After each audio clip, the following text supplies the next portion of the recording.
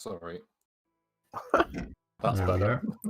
Okay, well, it appears that we are live now on the interwebs.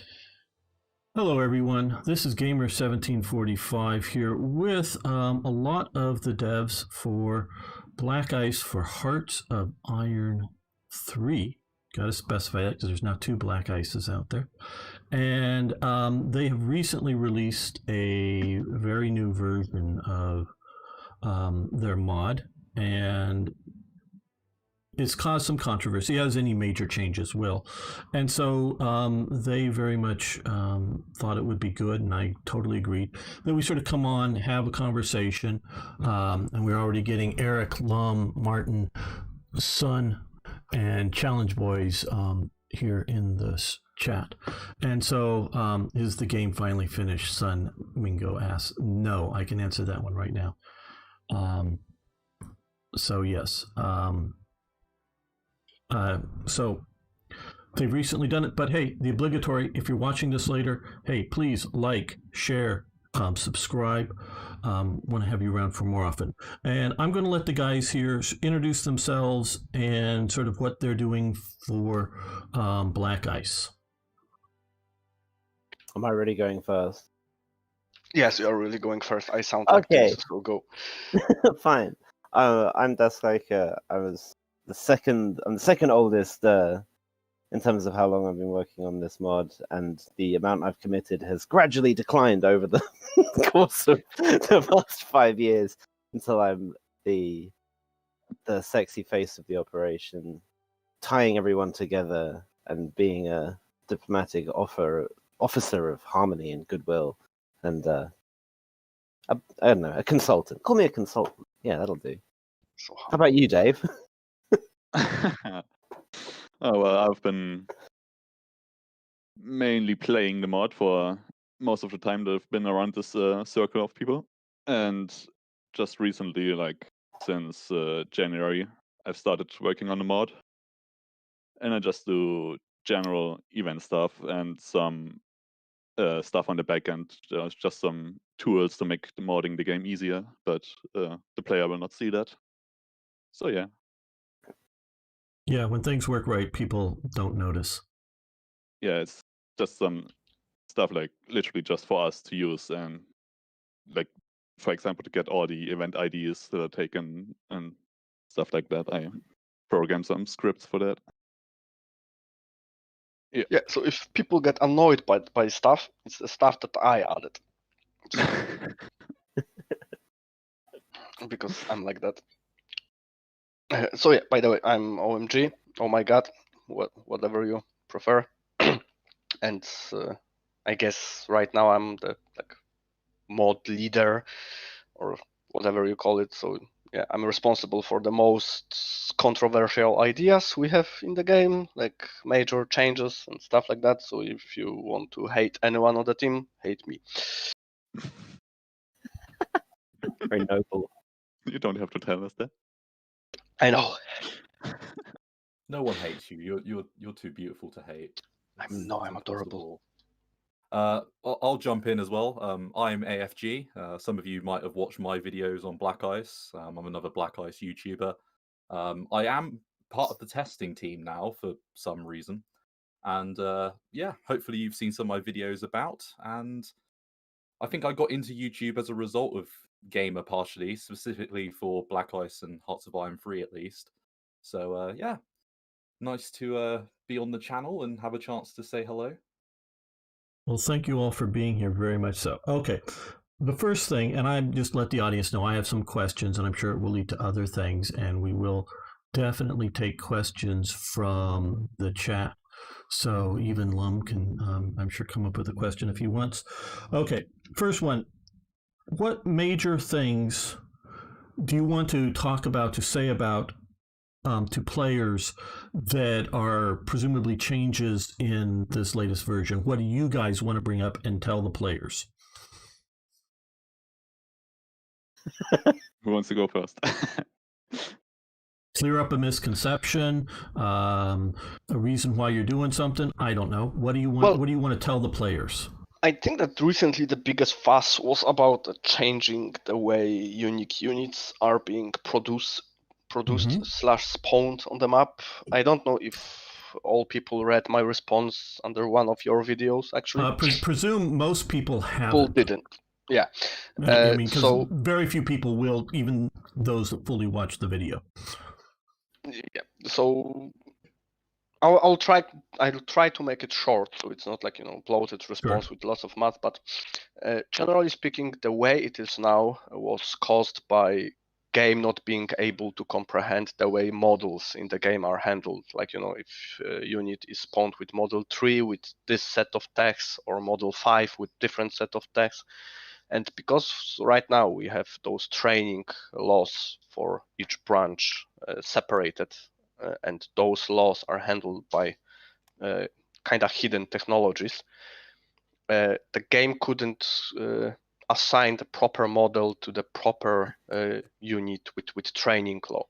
So units that were like put in the production queue were being put in the production queue with basically random technologies. So we ended up having like units on the map that had technologies that player didn't research, or technologies that were only meant to be for AI, which is, well, not good thing to have. So the alternative was to make them simply spawn on the map, because this is actually one of the few things that work properly in the game. If the unit is spawned by event directly on the map, it's being spawned with all text being correct, all text being basically level that you have researched as your country, not lower, not higher, but exactly those levels. So if you have like some random tech being on level 1 or 3, or being or those training techs being minimal or specialist, it will always be spawned with the current tech. So if you, for example, like switched to specialized training like a week ago, you spawned a unit and it will be spawned with specialized training, not with some previous level or something like this. And because of that, we are kind of forced to take a step back and go back to units spawned on the map and give back some IC based penalties to simulate the cost of those units. It was supposed to be a short explanation, but it won't. Yeah, the problem is the cost itself, because even I personally was always kind of against the IC penalties based on percentages. But in this situation, we kind of don't have any workaround. Toast, the guy who unfortunately is missing, our Lua guy, actually came up with the idea of using base IC as a base for those penalties. And unfortunately, it can't be calculated by the game like the way we thought it should be calculated, but he came up with a Lua solution for this, and the game calculates base IC, so those penalties can be like really accurate. And the thing is that those penalties are really dynamic. So if we have increments of 50 IC starting from Okay. 100 I was wondering going about that. Yeah. yeah, starting from 100 going to 800. So 100, 150, 20, and so on. And let's assume you are building infantry division having 200 base IC. Infantry divisions are set to trigger 10 IC penalty. Usually they cost like between 9 or 11 IC, depends on what units you put there. But we went with 10 IC, so if you have 200 base IC, you will suffer 5% IC penalty, because, well, 10 is 5% Right. of 200. Yeah.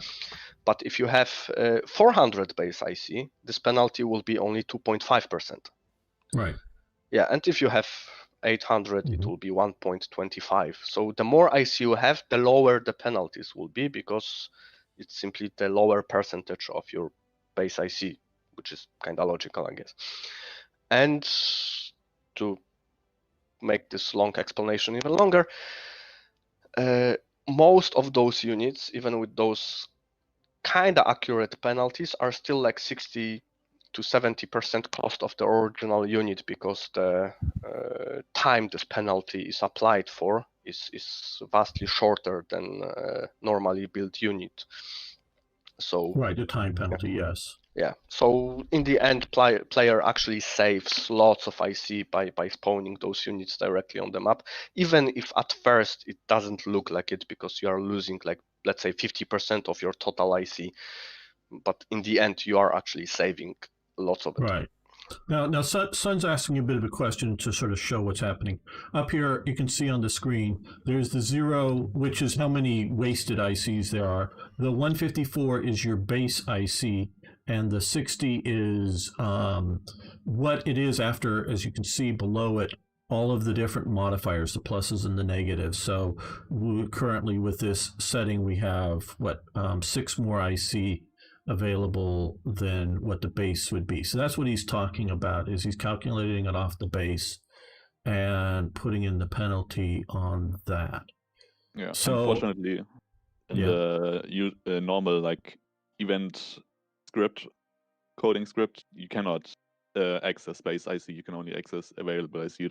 That's why it had to be done in Lua. Mm-hmm. So Right. that was also a big problem at first.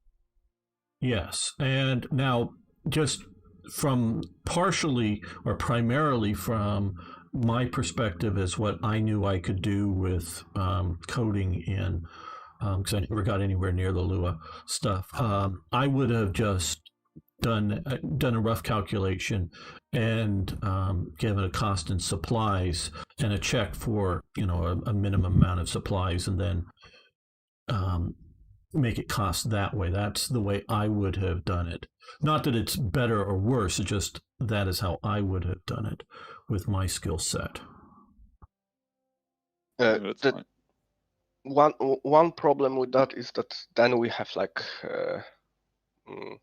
wait, you're talking about the cost for like single unit, or the cost applied like annually? Well, I'm just saying, if you're thing? spawning 4 air units, figure out what roughly the cost, or what roughly the number of ICs it would take to make that amount of supplies, and just pull that amount of supplies out of the the stockpile of supplies, but make sure that you have that much in the stockpile to take out. So I've always encouraged players to have a massive stockpile of supplies for TRE, because that is where I normally put a lot of the costs for things in supplies. The problem with making anything supply cost based is that it's really easily exploitable. You just have all of those events open, and then you fire them all at once. It goes to minus 90,000, and then the next day ticks back to 0, and you've right. Now you're looking at a decision here that you can have them all set up there all at once.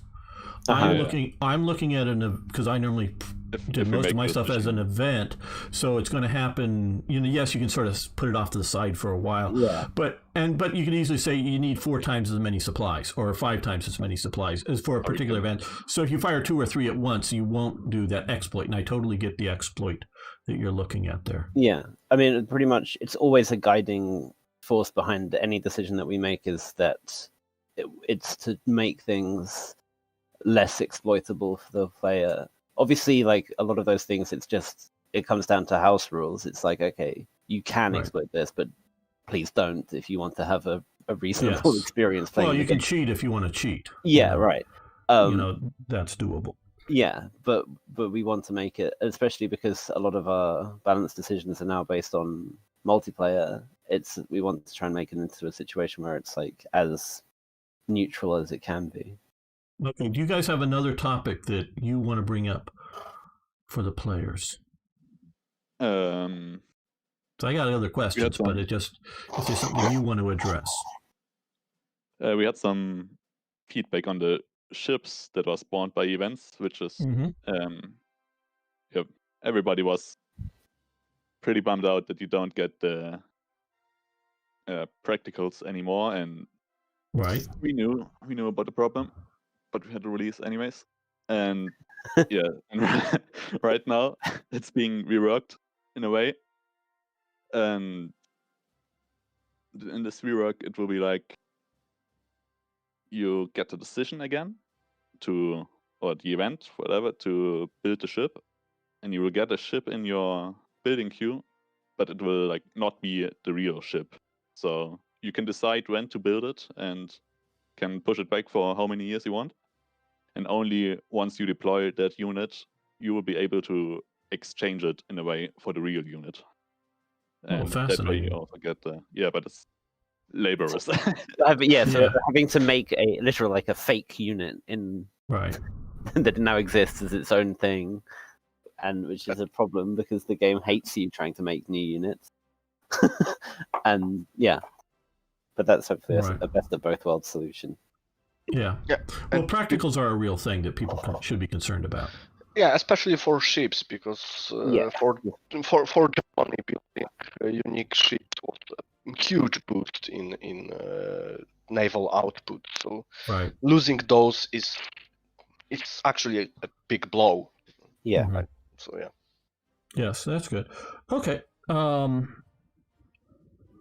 What did you do to make the game more stable? Can you say from 10.33 to 10.40, the game is so much more stable, at least for me, and I'm presuming for a lot of people. Can, in a relatively basic way, can you explain some of that? Magic. Magic, okay. Yeah, magic. And terrorize magic. I don't know. I don't know the Definitely first part, magic. but I was responsible for the second part. There were some bugged units. Let's just call it that. Bugged units that were spawned at certain dates, and these units would spam lines in your save file. Like every single Right. tick, another line was spammed, created. And Okay. by 1944, you had like 5 of these units, and every single tick, 5 more lines were added to your save file. And you ended up with huge save files, like 600,000 lines. Right. So now are gone. And we fixed those units, found some interesting stuff out in the engine, and yeah. So that's why game is much more stable now. Especially in the late game, you don't get those bugs where all images suddenly disappear, like event images disappear, and saving the game takes 10 minutes. Those should be mostly gone. Okay. I will say, and I know I posted a little bit, when I went from a save from 4.0 to 4.1, I was starting to have the instability issue where when you would click on a unit, the unit description up here was blank, if you know what I mean. If you can see on the chat here. You know, this part would be blank up here and here. It wasn't loading in. Oh, okay.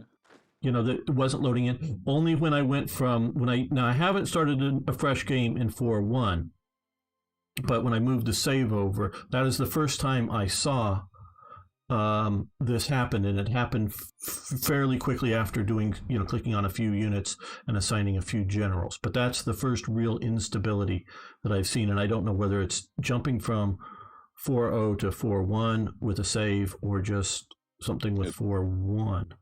Probably from jumping with the save. I did the test game before 10.4 release, just before 10.4 release, and I didn't see anything like that. Okay. I'm pretty sure it's jumping the save over. I've tried jumping the save over a couple of times for YouTube, and I've had a couple of similar issues. But in 4.1, just in a straight new game, I haven't seen any weird blank HQ issues like you're describing, Gamer. But I know what you're talking about. Is it only the HQs or also the? No, it was any unit. I think it was any unit. It was pretty much anything that was coming through. I think it's just moving the save over. Yeah, I don't think I've ever seen that issue. So. Oh, I saw it a lot in 3.3. Probably. Oh yeah. Now I have another question on stability issues. Revolver held in GGA is used a lot of mean time to happen for event coding. Is that stressing the engine out? No. Yes, but not like a massive amount. Yeah, the thing is that for this version, I went with some stuff completely crazy. Some of the events that are running in the background are huge, actually bigger than anything else that was in the game before. Like checking training laws for every country on the map. every day, Right. basically. And as we already talked, the game is actually more stable than it used to be because Dave and Toast found some stuff that was breaking the game from the inside or crashing the Right. states and stuff like that. So might be the case that events have minimal impact on the stability of the game. They of course have some impact because it's still something going on, but not as big as we expected. So Well, I'm not disputing what you're saying, but I found stability going way down the more of the sort of standard German mods added to it versus standard 10.33. So I was wondering, and I was very suspicious in thinking that Revolverheld's better coding might be stressing the engine out too much. It's like the biggest load on active memory in the game is always going to be the moment when all of the monthly events are loaded. So when that first day, so it's on the 2nd or the 3rd of the month, whatever, and you normally always get a slight hang up, and then a bunch of events pop up. Like the more of those events the game is looking for, the more triggers are happening at once. Obviously, the more load there is, but you can add, from what we can understand, you can add quite a lot of straws before the back breaks in that regard. Right, very good. Now I'm going to come up here and scroll up because there was a couple of questions here. Robert Ewins, can the devs explain the decision? Please disable the AI invasions choice at the game start to where it is on by default. Sort of clumsily written there, I think. But I think the scripted invasions has been put in as active by default, is what I get from what Robert's saying there. So it's no longer an event at the start of the game. Yeah, I'm guessing. So can we just explain the rationale as to why the player can't choose to allow or disable that anymore? I remember talking with Tan about that, another guy who isn't here actually, and I actually don't remember the conclusion. We talked about this a while ago. Because we talked about it like months ago, and I don't remember exactly why we did that. Because it was it wasn't for 10.3. Was it the version before that we had gotten things where the AI was being a lot more proactive with actually invading stuff on its own. Right? I think if I recall that, but the thing is that with recent changes, AI also sometimes reinforces the naval invasions. Yeah. So I've definitely seen that sometimes. Yeah. So the reason was to make AI have an option to invade as often as possible in an attempt to maybe sometime push AI into reinforcing this invasion and not make it actual suicidal attack like it used to be for actually years. Well, I can give a bit of the story behind it. Back when it was For the Motherland was the DLC, that's when I started playing. If Germany left a port open somewhere, along the French coast, the AI would invade and put in a big bunch of units, and then you could just crush them and just rinse and repeat. Paradox, quote unquote, fixed this with their finest hour, and now it is very hard to get the AI to invade. What would to me be best is to have, and I don't think, and maybe some of you do know, have access to it, would be to simply have the behavior of For the Motherland once Germany is at war with the Soviet Union, but sort of their finest hour type behavior when they're at peace. So it's like once they've got all this pressure on the Eastern Front, well then, hey, start trying to invade where you think you can, kind of thing would be good. Yeah, that'd be nice. Well, we kind of have like that, like maybe 2 or 3 days before the release. I changed some stuff in the code, and now it works more or less like this, because Paradox disabling those invasions was Paradox solution to the problem of UK throwing infinite amount of troops at the player, eventually running out and not having anything in Right. UK to defend itself.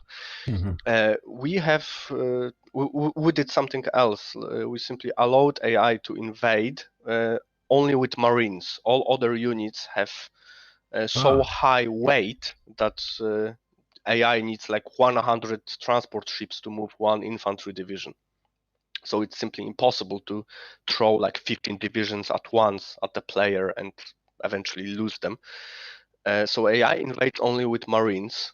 We set up a UK AI to build lots of Marines, so it still does those invasions. And apparently AI is like hard coded to be very aggressive with Marines.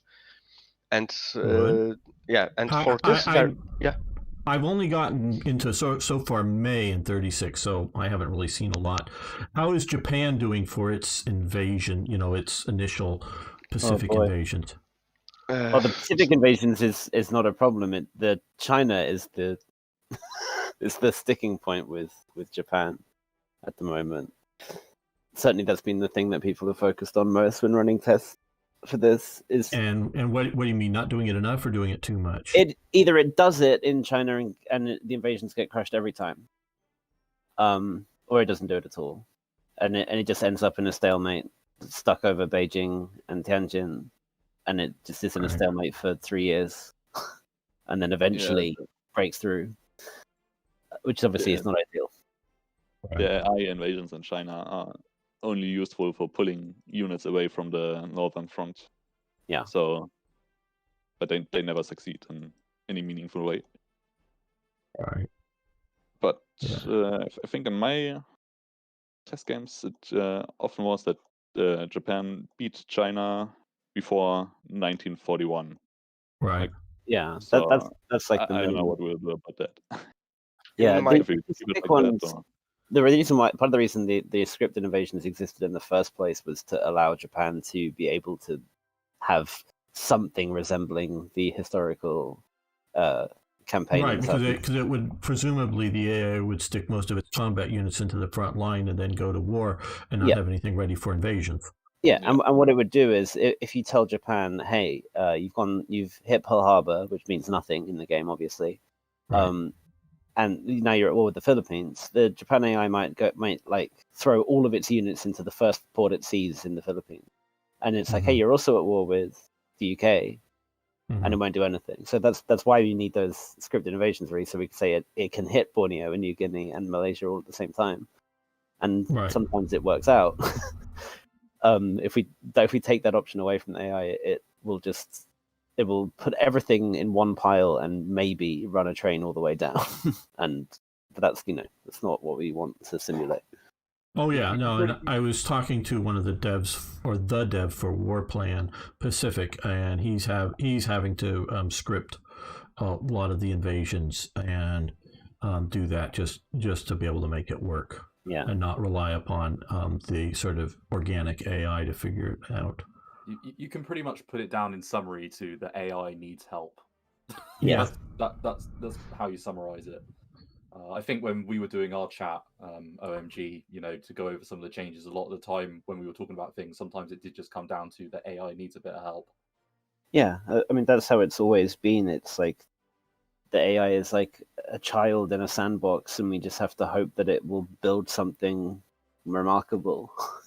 But all we can really do is give it the best tools possible. There's not much more. And it will end up digging out poop anyway. Yes. Yeah. Yes. I will say this, Paradox, because I did talk to some of the devs during early stages of HoI 4. They seem to still believe the idea that they could make a good combat AI, and that is not scripted. That is somehow, intelligent enough to do it. And apparently they are not, because they have not done so with HoI 4.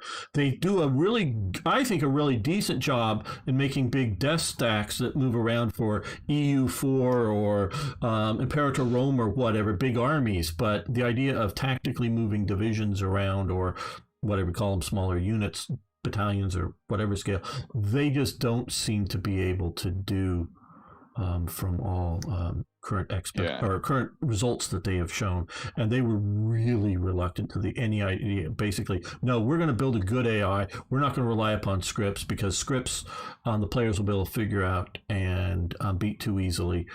When their AI is worse than a script that we know what's going to come that's effective. At least I would say so. Yeah, it's a real problem that AI has no concept of strategic reserve, so that's why. No, yeah, that is another thing. The southern front is usually vacated by August. Yeah. One of the things I've begged for was a truly immobile unit that could be in the game, and that was not appreciated for an idea. I wanted the idea of something like Soviet factory militias or whatever that you could put around the map of the Soviet Union, and then you could move it like via an event or something by killing the unit and respawning it somewhere else as moving a factory or whatever. But that it would be there as a sort of a strategic reserve, as part-time militia that would fight effectively, as effective militia would be at a particular location, but the AI couldn't even think of wanting to move it by strategic or other means, even if you put 0 movement speed. But no, that was also not something that was asked too much. Yeah. We tried to. Well, we kind of had units that worked like this for the player, but the AI has the means to move stuff via strategic deployment that gives it the means to move. Right. But shouldn't work normally. The Paradox coded it in so that. I was asking for it. Yeah, even strategic movement was out of it, and the AI, whatever. Okay, so that good. Now I have a question from playing this short period of time. What has changed with trade that now a lot of nations want to buy things from Germany that wasn't happening before? Good question. Yeah, that's the question that Ghost could answer because he did that. Unfortunately, he's not here. Okay. But he did lots of Lua stuff. One of the things that I know that happened is that the USA and the Soviet Union, they work together in a sense to make sure that Germany cannot buy a certain amount of rare materials or steel or whatever. I think it's about 250 IC or 200 IC worth of rare materials. 250. As much as you can get that you can buy from the Soviet Union or the USA anymore. So okay. Is there a reason for that specifically? Well, it wouldn't be realistic that you could bleed a country's entire stockpile of a resource dry, especially when you were competing on a political scale. And in more game sense, AI gets a lot of bonuses towards resource, so so they can get massively inflated. The thing with resources always was this: on higher difficulty settings, AI was getting more bonuses. So ironically, it was easier to build lots of industry and supply that industry on higher difficulty settings than on normal difficulty setting, which is completely opposite to what we want to achieve. There's also the multiplayer thing again of you can imagine how different it is to try and negotiate resource trades when every one of these countries is controlled by a human who doesn't want to sell their metal or whatever. Right, but if you're going to, to me, there's, I guess, 2 types of multiplayer game. Fantasy games where, France and Italy are going to team up against Germany or something like that, and it's just, human players playing it. Or if you're going to play the game in a historically responsible way, if you will, meaning the U.S. won't just decide to, invade Mexico because it can. So what I mean by this is that a person who is playing a single-player Germany game will have an experience where the USA, before this version anyway, they'll have an experience where the USA and USSR are willing to buy shitloads of supplies and give Germany an almost infinite amount of money, which Germany can then use to completely sustain any amount of IC they want because they can buy all the rares and metal they need. In reality, that's not how it would work, and that's not how it should work. And that's the multiplayer experience, is that countries have more realistic levels of resources that they can't sell, even if they wanted to. They can sell what they can afford to sell. And that's what we're trying to aim to replicate for single player as well. Mm-hmm. And it comes from the fact that we saw those massive resource bonuses on higher difficulties to AI, and it made it Right. You could do IC builds with Germany on very hard that you couldn't do on easy. Mm-hmm. Okay, yeah, and that does make sense that if they're getting very hard. Okay, now I am, and again, I haven't played this version in fairly deeply, but I've played the earlier ones. Can one of you, maybe it's oh my god, but one of you explain how you see money in the game? How do you view that? As an important resource, probably the most important of all, as in pretty much every war. Like the thing is that in vanilla, money were, or even like previous versions of Black Ice, like right. Money was just there, like one of the things that is ticking on the top bar and basically not doing anything. Like as any major country like Germany, Russia, right. you could sell some oil, sell some resources, supplies, and you were always sitting on 99,000 no matter what. It was easy. It was kind of pointless because you didn't need the money to do anything. So the thing is that we had in this game that was actually working because money work, like it's calculated properly and stuff. But it wasn't used. So the reasoning is to simply make it useful. Right. Make player think about that the same way he has to think about how much energy he has, how much IC he's spending on supplies. Because another thing is that, as I said, it's a working mechanic, and not many of those are actually working 100% as intended, which is kind of unfortunate. So we kind of need to push the ones that are working to extreme to make the game more complex. Okay, now this is, I guess, a little bit of the debate part of this interview that I'm going to have with you. Can you see a realistic scenario in which the defense minister walks into Stalin's office and says, "Sir, we don't have enough money to buy more tanks," and that he somehow makes it out of the building without being arrested? Or we don't have enough money to build that bridge or those fortifications or any domestic functioning use. Have you ever run out of money as the Soviet Union? Well, I've never played the Soviet Union, so I don't know. But no. But the point is, but the point is that money in Britain, in France, domestically did have a value with relations to armaments production and paying of soldiers, but in Germany, it didn't. And Germany could print as much money as it wanted to. Now, it had experienced hyperinflation twice, so it realized, don't go overboard on this, where money was an extreme difficulty in the sense of international trade for Germany. People would want to go on a holiday to France, and they'd show up on the border and go, these are good Germans, not the bad types of Germans that they wanted to get rid of, but the good Germans. The bad Germans they wanted gone, but no money going out that way.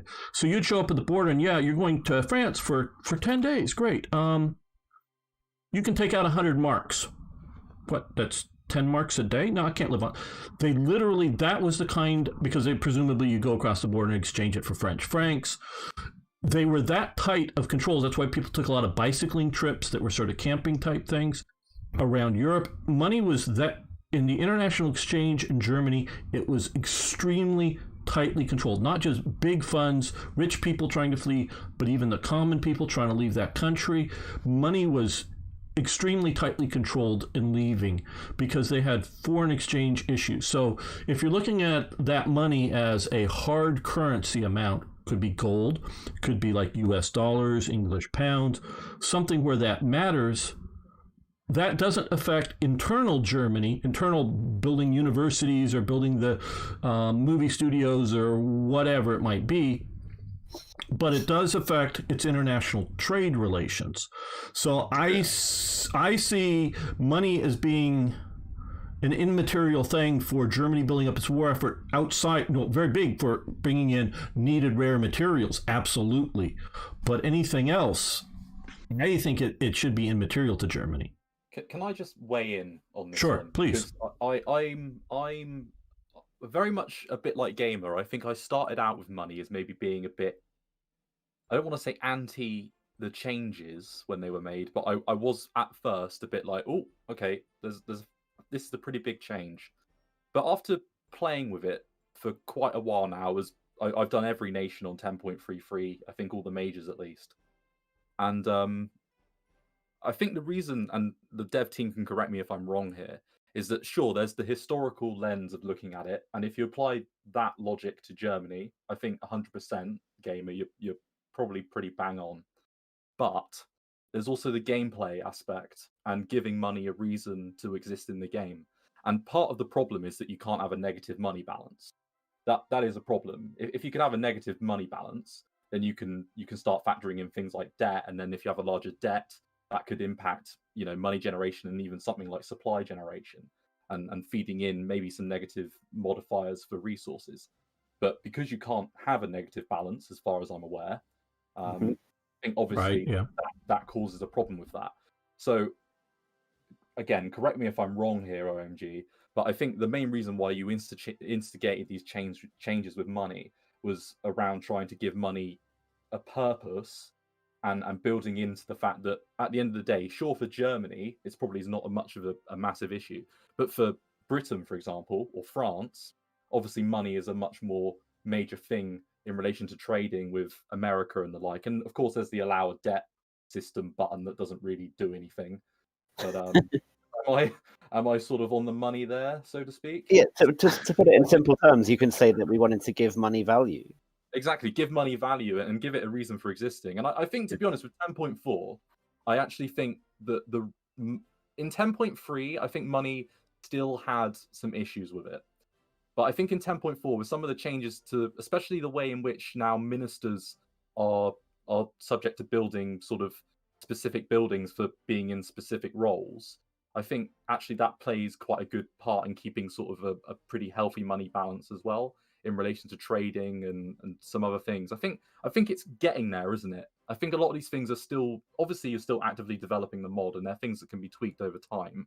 Yeah. But in general, I think a lot of the changes with money have been overall positive for a lot of the nations. If you are looking at it purely through the sphere of Germany, I agree. I think historically there are, there's some caveats to the way that Germany specifically handled currency. But I'm very much in agreement with you there. But what I see is the situation that with, say, Britain, for example, that money for international trading, once the war starts, particularly with America until Lend-Lease really starts kicking in, is a very real thing. But for internally, once the war really kicks off, Britain is no longer concerned about money domestically. It goes away. Now it spends years in continuing to ration stuff. 10, 20 years after the war, it's still in rationing for some major commodities because of these issues that they're trying to get under control, because people get money from working in war industries or being soldiers, and there's nothing to buy with it, so they have to keep inflation down, so they have to keep rationing down. And so even when the war is over and there's no one sinking the convoys and the American Liberty ships are being turned into civilian vessels and commodities are starting to move, Britain is still worried about inflation hitting. So in the scale of the game, I don't see it mattering to Britain that much, or America, once the war kicks off. Before the war kicks off, I agree it matters. I think we would need two kinds of money, like domestic and international, because Yeah. for Now, I Germany use- or the Soviet Union, the domestic money was, as you said, the value was fluid, like whatever the bank said, it was the federal bank or whatever. Right. But internationally, of course, the other countries wouldn't trust the number that was on the coin. So Right. yeah, Now, we would see, need- for money or value domestically, I've always tried to, when I've, did my mod, trying to use supplies. Yeah. And sometimes resources. And so as a limiting factor, as like, hey, yes, you need to have X number of supplies, and then, maybe 10,000, even though I'm only going to take 4,000 away, just to make sure you have plenty of it. You need to use that as a cost. And so you need to, instead of just making supplies, selling them to the Soviet Union for money, and then, like bleeding them dry of rare materials, like you're saying, no, you have to pool up supplies. So your factories are generating supplies to pay for things domestically, whether it's, whatever it may be. Is how I use it. I think the problem is, though, is you can't remove money as a resource in the game. You Yes. need a money concept. So therefore, if you have to have money in the game, right, then but I see it purely as international trade. Now, this I'm going to slightly switch topics and ask you to talk a little bit about why you think trading strategic resources is good. Somebody? Why is it not good? Take tungsten, for example. Okay, well, we can take helium, for example. I think it was until from basically World War I until the 1990s, the U.S. basically doesn't sell helium to foreign countries or foreign businesses because it is a strategic reserve. I think it does give helium to Britain and whatever once it's allied with them closely, but it was such a strategic resource that it did not want to give to other nations, even for money. So you need to be allied enough in a war for them to give out helium for barrage balloons or whatever it may be. So what you are asking for is an option to decline the trade, basically. No, what I'm saying is that not an option to decline to trade. I'm saying, why would something that is considered limited and a special strategic resource that a nation would give to anybody that it wasn't in an active faction, as we would call it within this game, so if you're in a faction with somebody, you get the benefits of that strategic resource. So why do you even think trading is a good idea? Of strategic resources, because they're strategic resources. They're not just, and they're also to a level that isn't just a minor little bit of trade. It's massive trade with them. Yeah, you cited an example of helium and the US holding on to helium and not wanting to trade it with anyone. I mean, that's how it is in game. The resources that are tradable are not ones that are that level of strategic reserve to a country, to a specific country.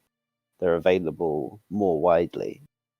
And were actively traded. Like, we didn't pick anything that wasn't actively traded internationally between all varieties of countries pre-war, at least. In terms of things like tungsten, chromium, copper, like, these are real trades that were happening. Right, but wouldn't that be under something like normal rare materials trade? You can make that point, yeah, but I think it adds a lot more nuance to it. And if you have special effects and things like we do, which are locked behind access to those materials, it's rather than just a generic catch-all rare materials. That okay, yes, I'm yeah. Okay. Kind of connecting those 2 points, like during discussion about the money, you kind of like asked for like separate money mechanic, like internal and international money. We can't have that, like, because I'm not asking for internal and external money. I just think money is purely an external use. You're the one that thinks it should be a domestic use.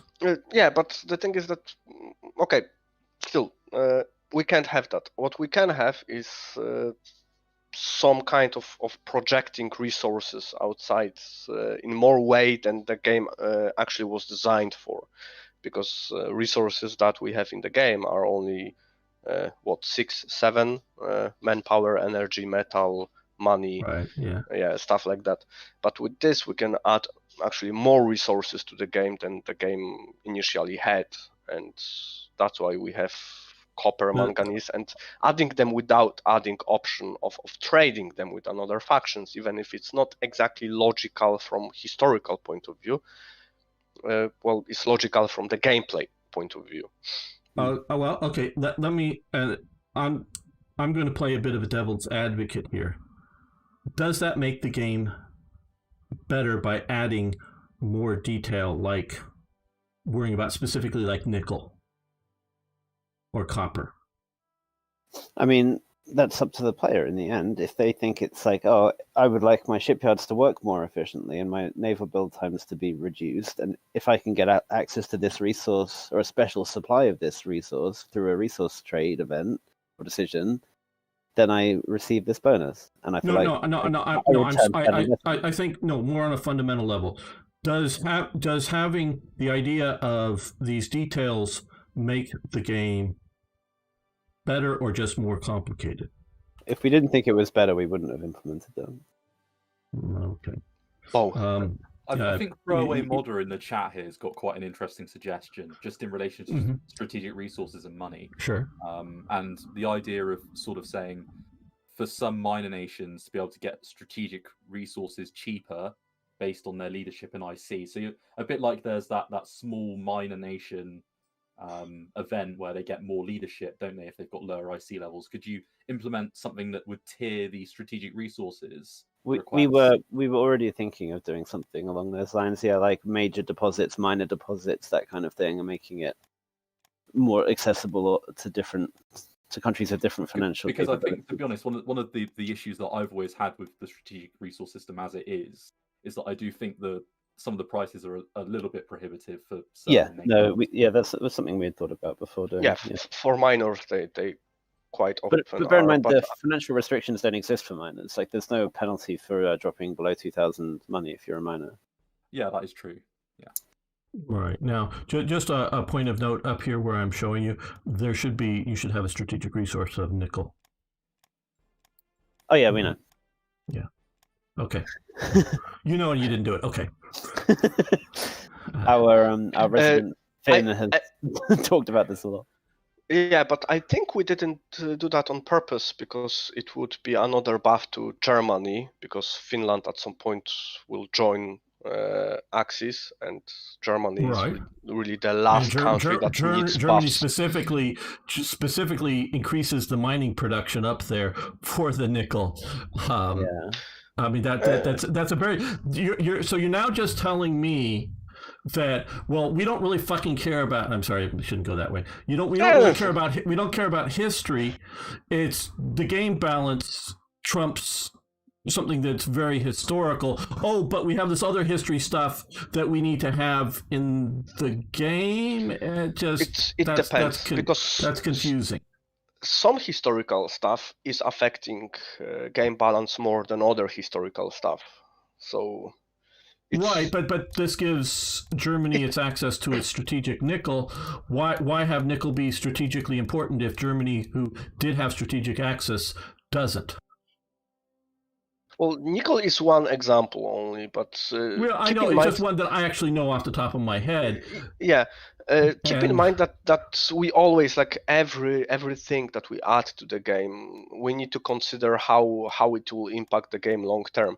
If I recall, nickel allows right now STS armor for ships, which is basically the strongest option you can pick as far as the armor ship is allowed.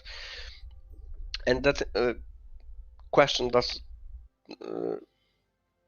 The issue with STS armor was that it was expensive to build. It was time consuming. It required lots of industrial power and stuff like this. Basically, the only country who was able to do that was USA.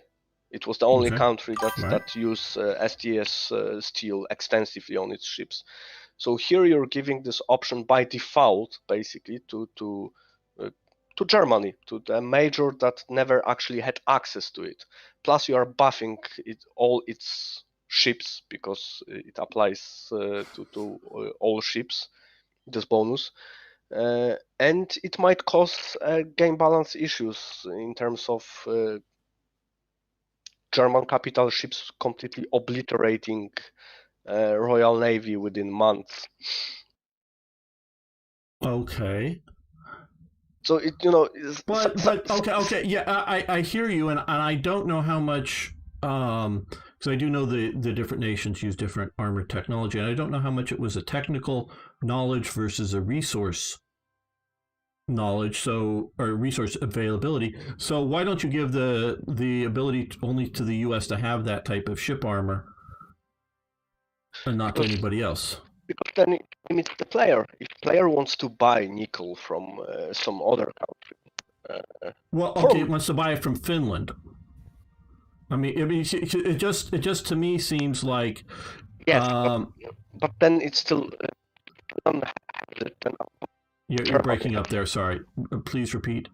if Finland has nickel, No, Yeah, OMG, your internet. they've got to him. They're silencing him. Uh-oh. Get What your about tinfoil now? hats ready. There. Now it's better. Yeah, okay. I don't know. Something is happening with my headphones. Anyway, the thing is that if Finland had what? No, Am I still breaking? Okay. If Finland has it, then automatically Germany has it, and Right. that's why currently the only country is Canada. Yeah.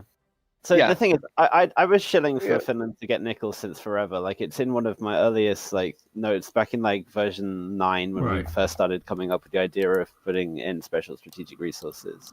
So believe me, Right. this is something that's been Right. It just doesn't discussed. because I can see the logic of just saying because like I know Germany and I believe the U.S. were the two most advanced nations on welding thick pieces of metal plate together at the time. So And put it this way: the situation, or the system we would want to have, if it was possible to have it this way, was that having a country join your faction would not mean you instantly gain access to all of their strategic resources.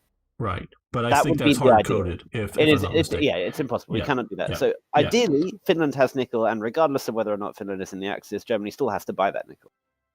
Then we have something that represents the historical situation as it was. Everyone's happy, right? But as it is, you can get Finland into the Axis by the end of 1936 if you try hard enough. Right. So if you have nickel right from the start, then Germany is having a unrealistic amount of nickel in that regard. So our solution, clumsy though it might be, was just to say, well, okay, fuck it, it gets no nickel. But I know it's clumsy. It's clumsy. I just it goes back to my ideas of what the key strategic resources that were determining factors within the war, something like uranium. And I've never tried to buy uranium, and I'm guessing from what you're saying, it is something that won't be sold. No. Right. Yeah. But that's what these kinds of things were meant to be. Where is it? It's one of these. Yeah, this here. These strategic resources, they were meant to be so strategic and not just minor buffs up and down that can be traded around. Okay, well, I guess there's enough on that topic. Okay, here's another question that I have. What am I going to find that I don't like but is needed that we haven't talked about in the game as I play forward, or somebody else? But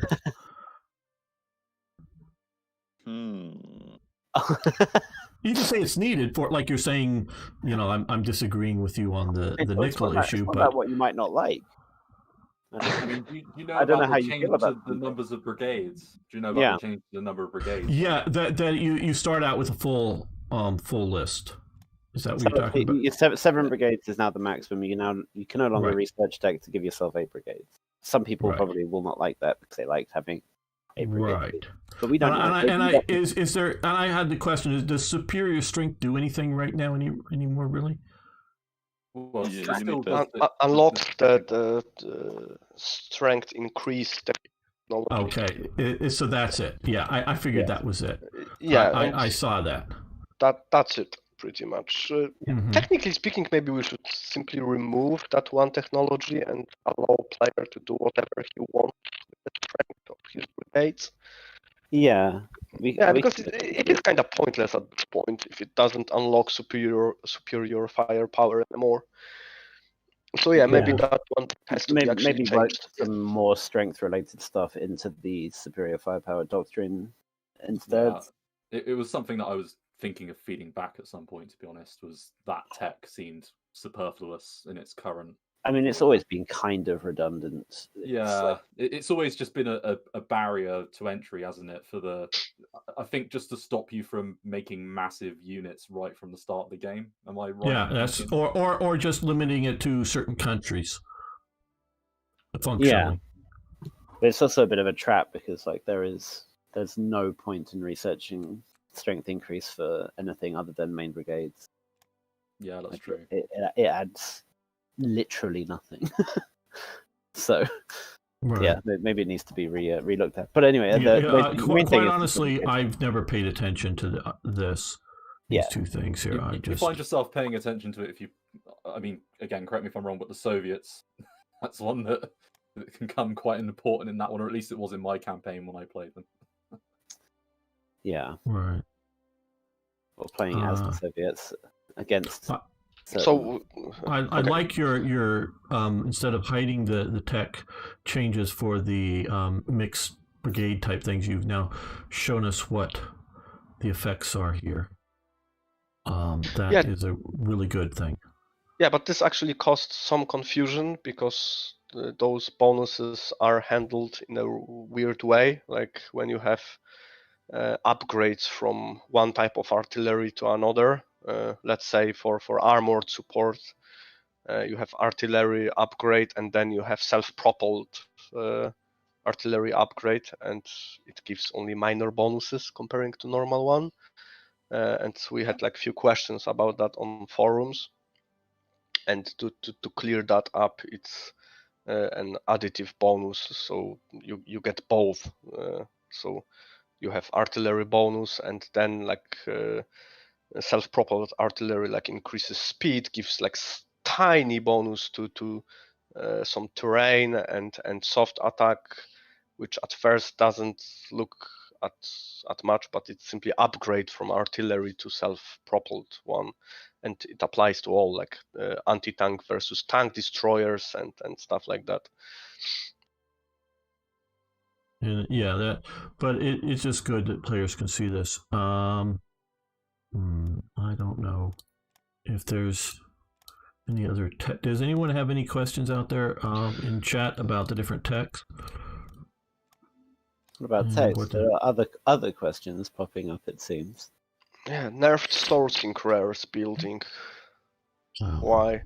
Yeah, why? It's a simple answer. Rares weren't exactly that rare. Right. Yeah. Every country, in all campaigns that we played in single player or multiplayer, actually metal was the problematic one, and everyone was it still is. I mean, look at this game that's being played right now. Look at the metal level and look at the res level. This is after a few months of gameplay. Yeah, it's May. Yeah. And as Germany, it's worth pointing out that you would expect those numbers to be reversed, right? You would, if anything. Well, would you? Because I'm specifically importing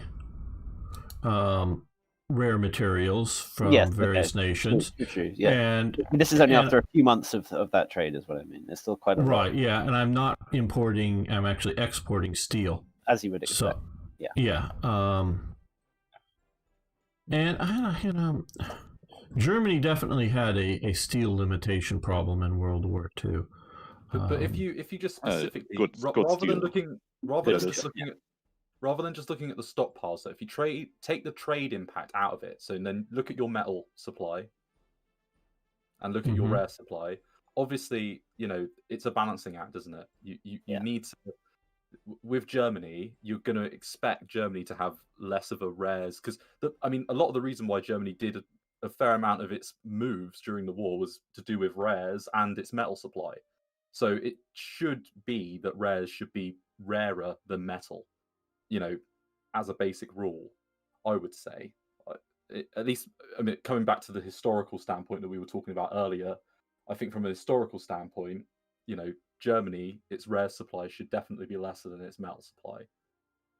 Right, but to a point, and I get where you're trying to do. You're trying to make this somewhat more like Hearts of Iron 4, in that. What? Oh, come on with accusations. Like, slow down. No, you clearly Sandra. are. You clearly are trying to make it so much, because in Hearts of Iron 4, some production doesn't require certain resources, so that you can try to avoid using rubber, which is here in this game generically a rare.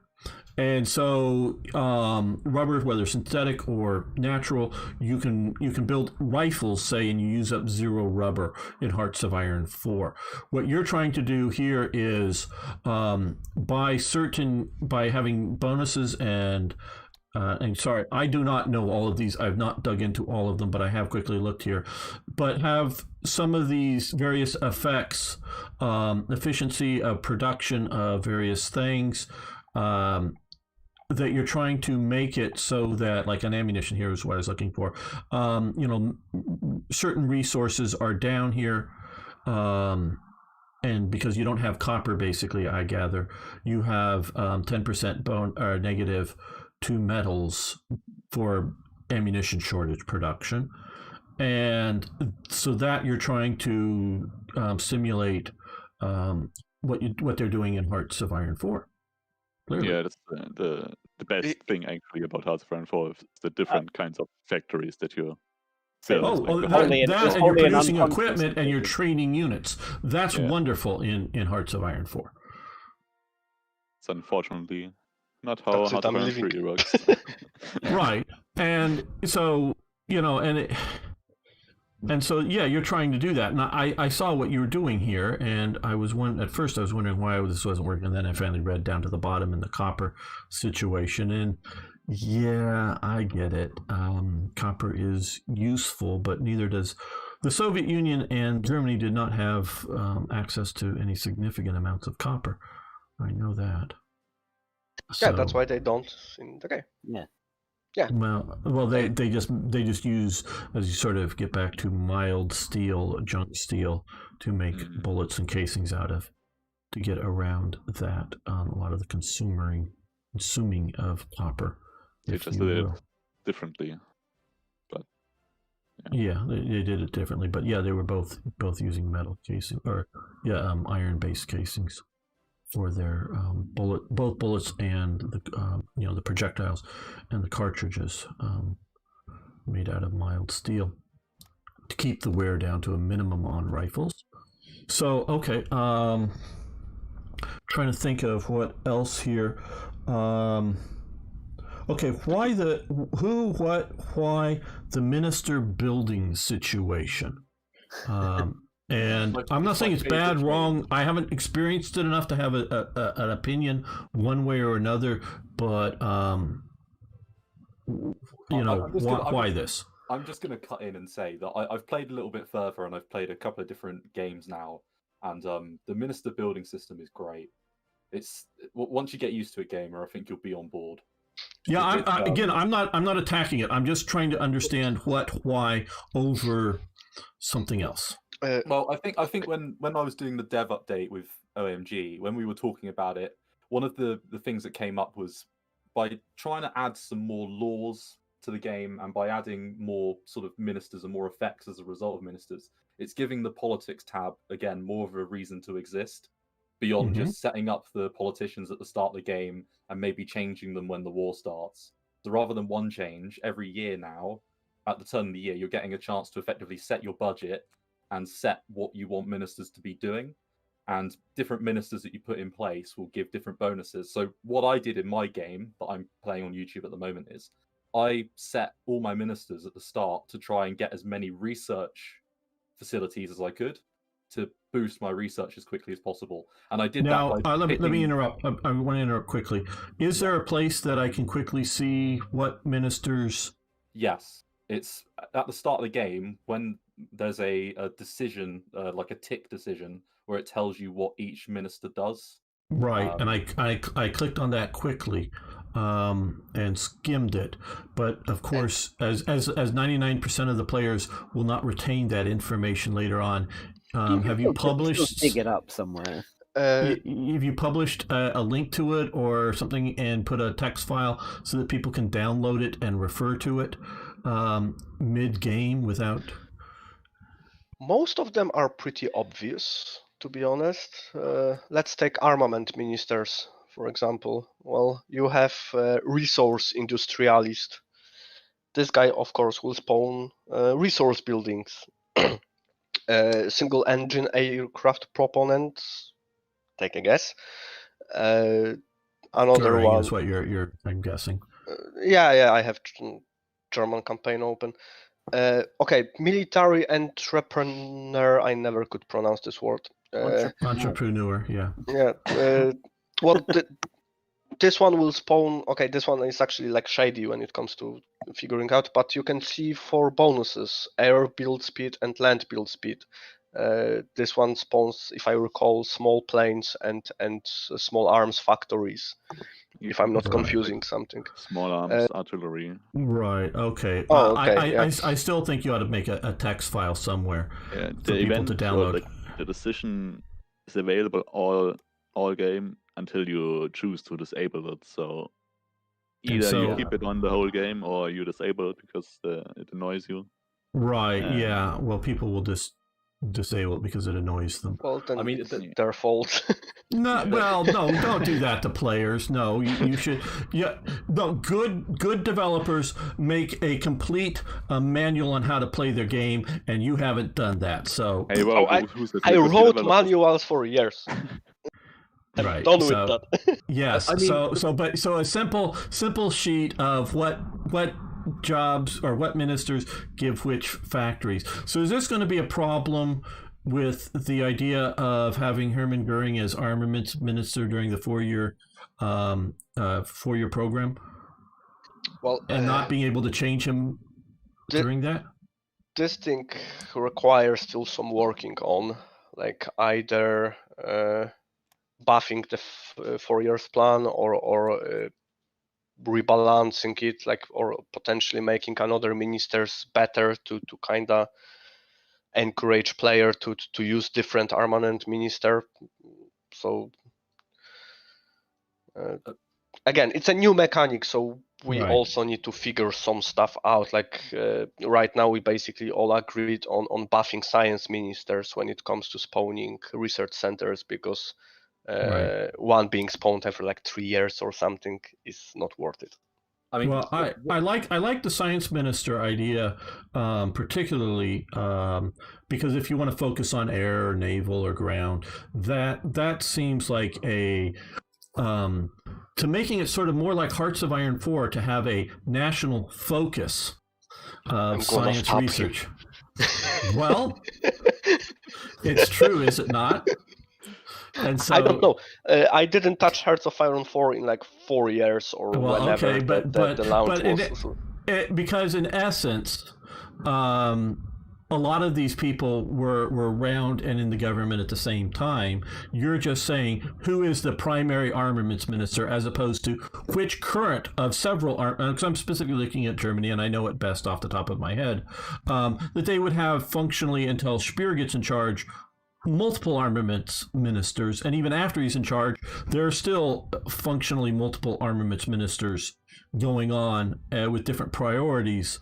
So this is just the primary one, and there's still others running around, and more would be sort of like intelligence or internal security. You know, you have the Gestapo and you have the SD, and they're both SS, but they're both running around at the same time doing conflicting things.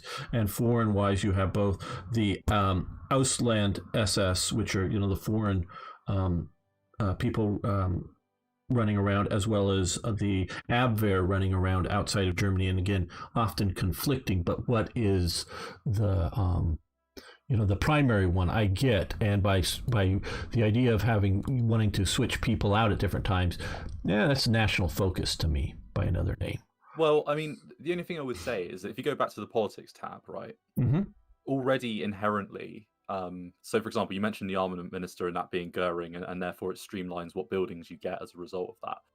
All of the ministers, or the majority of them, as far as I'm aware, do generate buildings separately from that. So, for example, I think the chief of the army, if you have an armored spearhead doctrine person in place, you still get tank factory events from that. Right. It's not purely linked to the armament. Well, I understand that, but again, I don't know what the buildings are. Whereas, again, I would like a text file and then somewhere that I can just look at. Talking about the guide aspect again, I mean, the decision at the start of the game is a bit annoying, and I get why we disable it.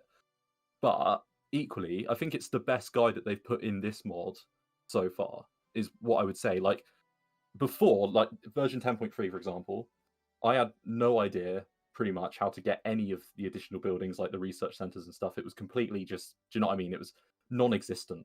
Whereas at least now at the start of the game, there is something as a starting point to build upon manual-wise within the decision tree. If a player decides to disable that after reading it, I lean towards saying that that's on them, because I've made that decision to disable it in my game. And, for example, at the start of the game, when I was looking at the foreign minister one, for example, I went out of my way to pick a biased intellectual based on what I was reading at the guide, because the biased intellectual gives you research centers. So I think it is a balance, isn't it? If ideally you don't want to have that tick in the top hand corner of the game for the entire game. I get that. And to be honest, I find with the employment laws, I find the fact that the law button's there forever really annoying. That's just my OCD. Okay, well, and I get the OCD part about it, but to me, the problem is you don't know when a new national decision pops up to do, where that is to me the critical thing. Not that there's a box up there that because I'm not a type of person that I've got to click it away. It's just I'm constantly, if you've been watching once I realized that it's not a penalty to delay these. Yes. I'm just letting these sit here for a while. I'm not planning waiting to 1940, but I'm planning to get out of 36 before doing these. And so I'm constantly coming back to see, is there anything new here? Is there anything new here? Is there anything new here? And that is a long-term problem for a lot of people. So, yeah.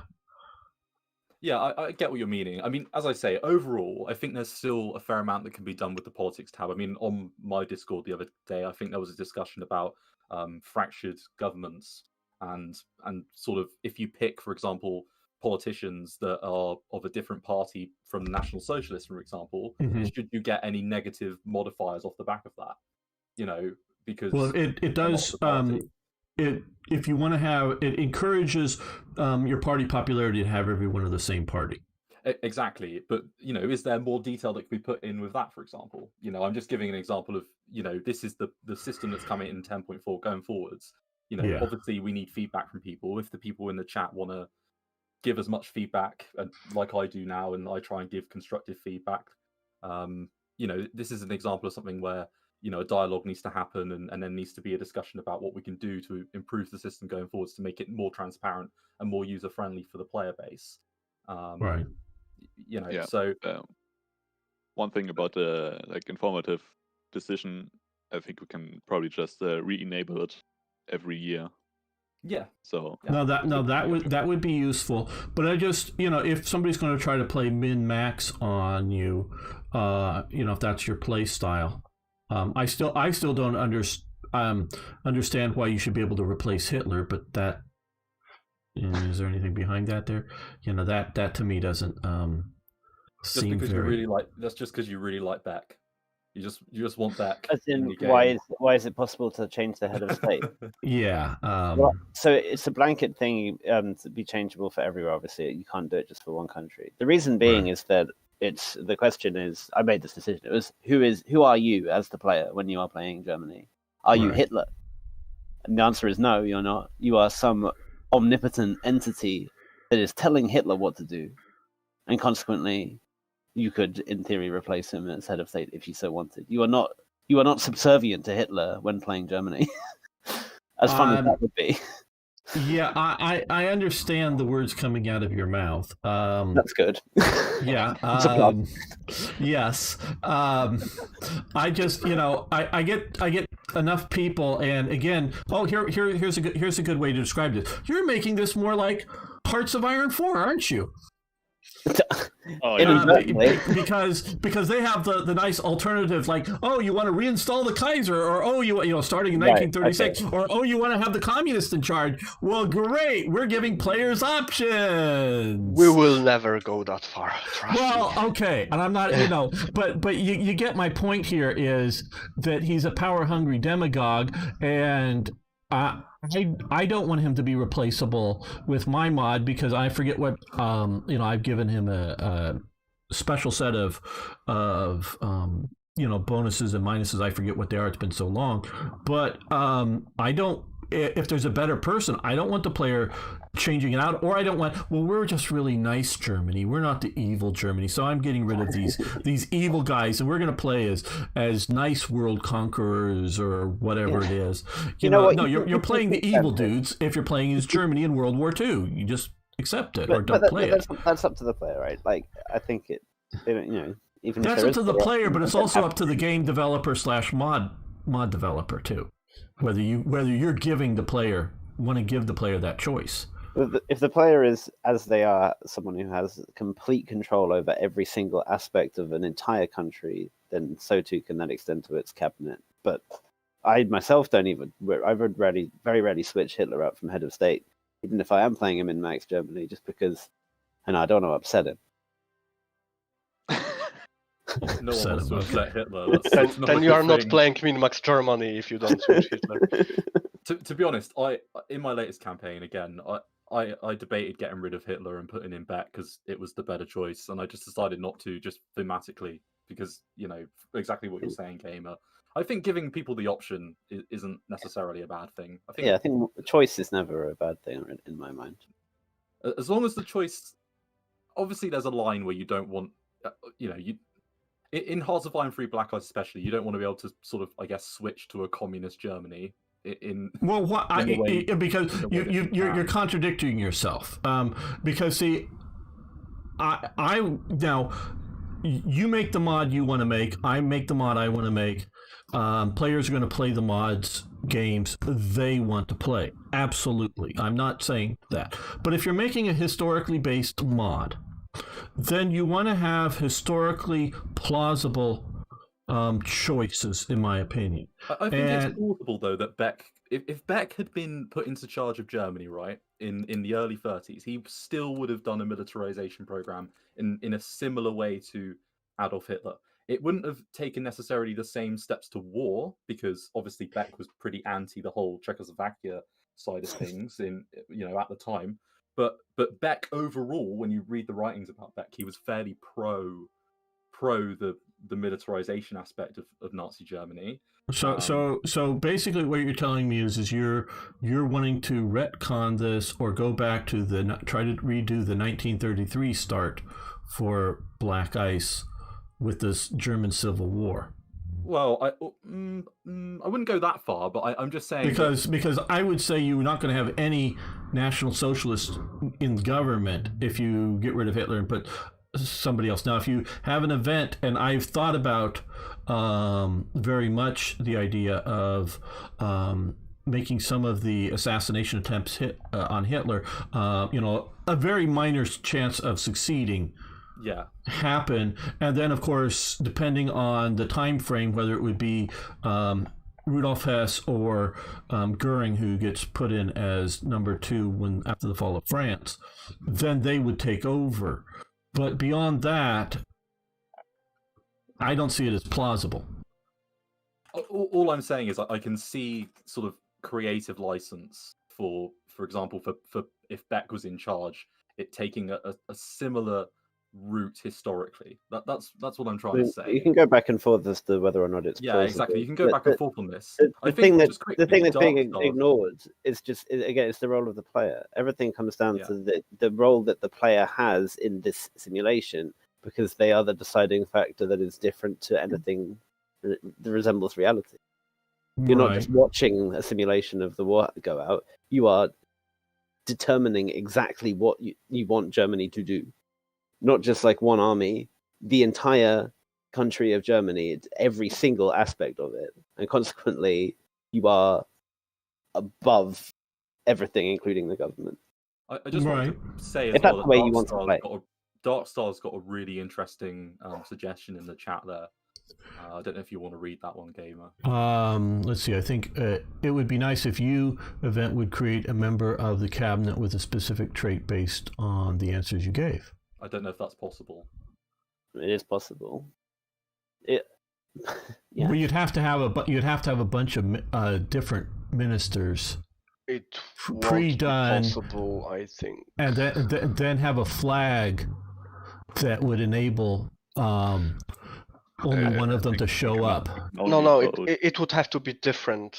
Well, it's like the idea that I can come here and not see Himmler for Minister of Security, or head of intelligence. Now, just because it's there's a date time, I presume, is what is still there for him. You only have a date. Right, the limiting factor.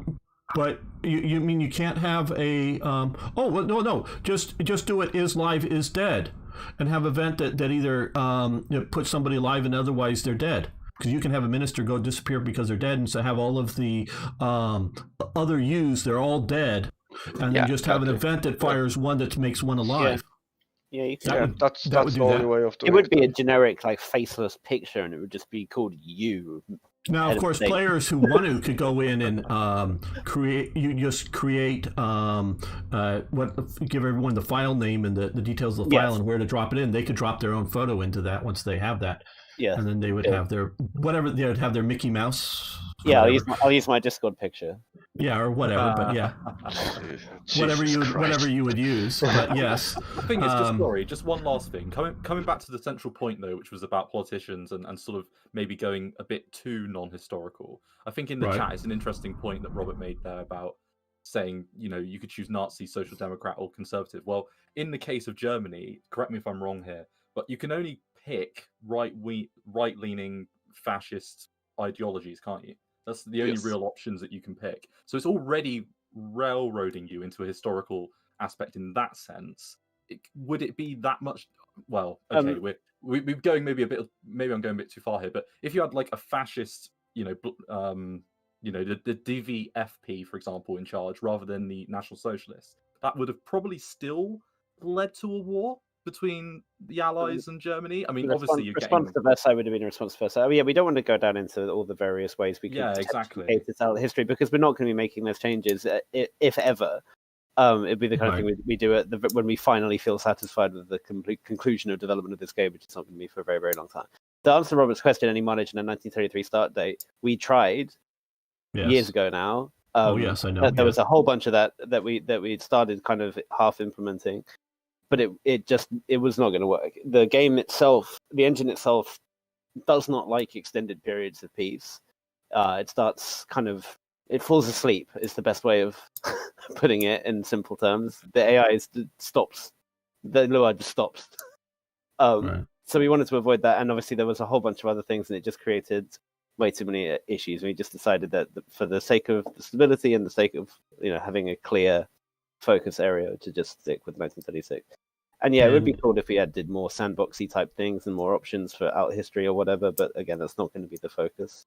Well, I don't want it to be the focus, but I think you're already walking down that road further than I'm more comfortable with, obviously. Not, again, like I've said, you can make the mod you want to make. And I'll make the mod I want to make, and players will play the games they want to play, whether it's this or some other game or some other mods thing. That's all legitimate, and this is just the remnants of that I'm showing on the screen here, the SA units, which I think I did a marvelous job giving the relatively historically correct SA militia units within TRE. And that is only really for players to use because it is abusable, and if you're going to abuse it, you're going to abuse it, but the AI should not do that. Okay. what it would be kind of victory conditions to abolish Hitler and try to end the war without losing land, or because I think, Lord, once you've gone to war with the Soviet Union, Germany, there's no ending the war without Hitler and maintaining your land thing. I don't see that as a relatively likely thing. I could see earlier on there was there were things involved after the fall of Poland, before the fall of France, to try to do a peaceful settlement, and there at that point maybe removing Hitler could have meant some sort of peace out, withdraw, reset, but not. Yeah, I know quite a bit about Admiral Canaris, but it isn't going. The Allies aren't going to cooperate with that, and the Soviet Union isn't going to cooperate that. Germany might want to do that, but that isn't going to be a realistic end result. Not after, what is it, the Casablanca Conference or something? Yeah, it also extends a little bit beyond what we can easily implement as things go. As a Germany player trying to come up to implement something like that, it's not going to be what we're aiming to do anyway. Is anybody of you watching that other Hearthstone 3 stream that randomly started on Twitch? No. Okay, no, because one of the problems I'm seeing with this guy is in Germany, 1937, February. And from what I can tell, the reoccupation of the Rhineland didn't happen. He didn't fire it. There's no units moved there, so all the units are still in the starting position. So I don't know. Maybe we should. Wait, why is Dozed in this chat? Why is Dozed in that chat and not in this meeting? He's avoiding us. I'm gonna fine him. Yeah. Anyways, maybe we should just remove that brigade requirement. Yeah, we could do. Well, because you're not confusing people, because originally it was different. You needed to move units in to then fire it. Yeah. Now that you have an evented fire, people may not realize. Because I don't think you understand. An individual is smart. People are stupid. Okay, and it's true. Whenever you're talking about a large group of people, they're stupid. So something like the text file of what the different ministers is really something that's essential for people to look at, because an individual will be smart enough to figure all this out.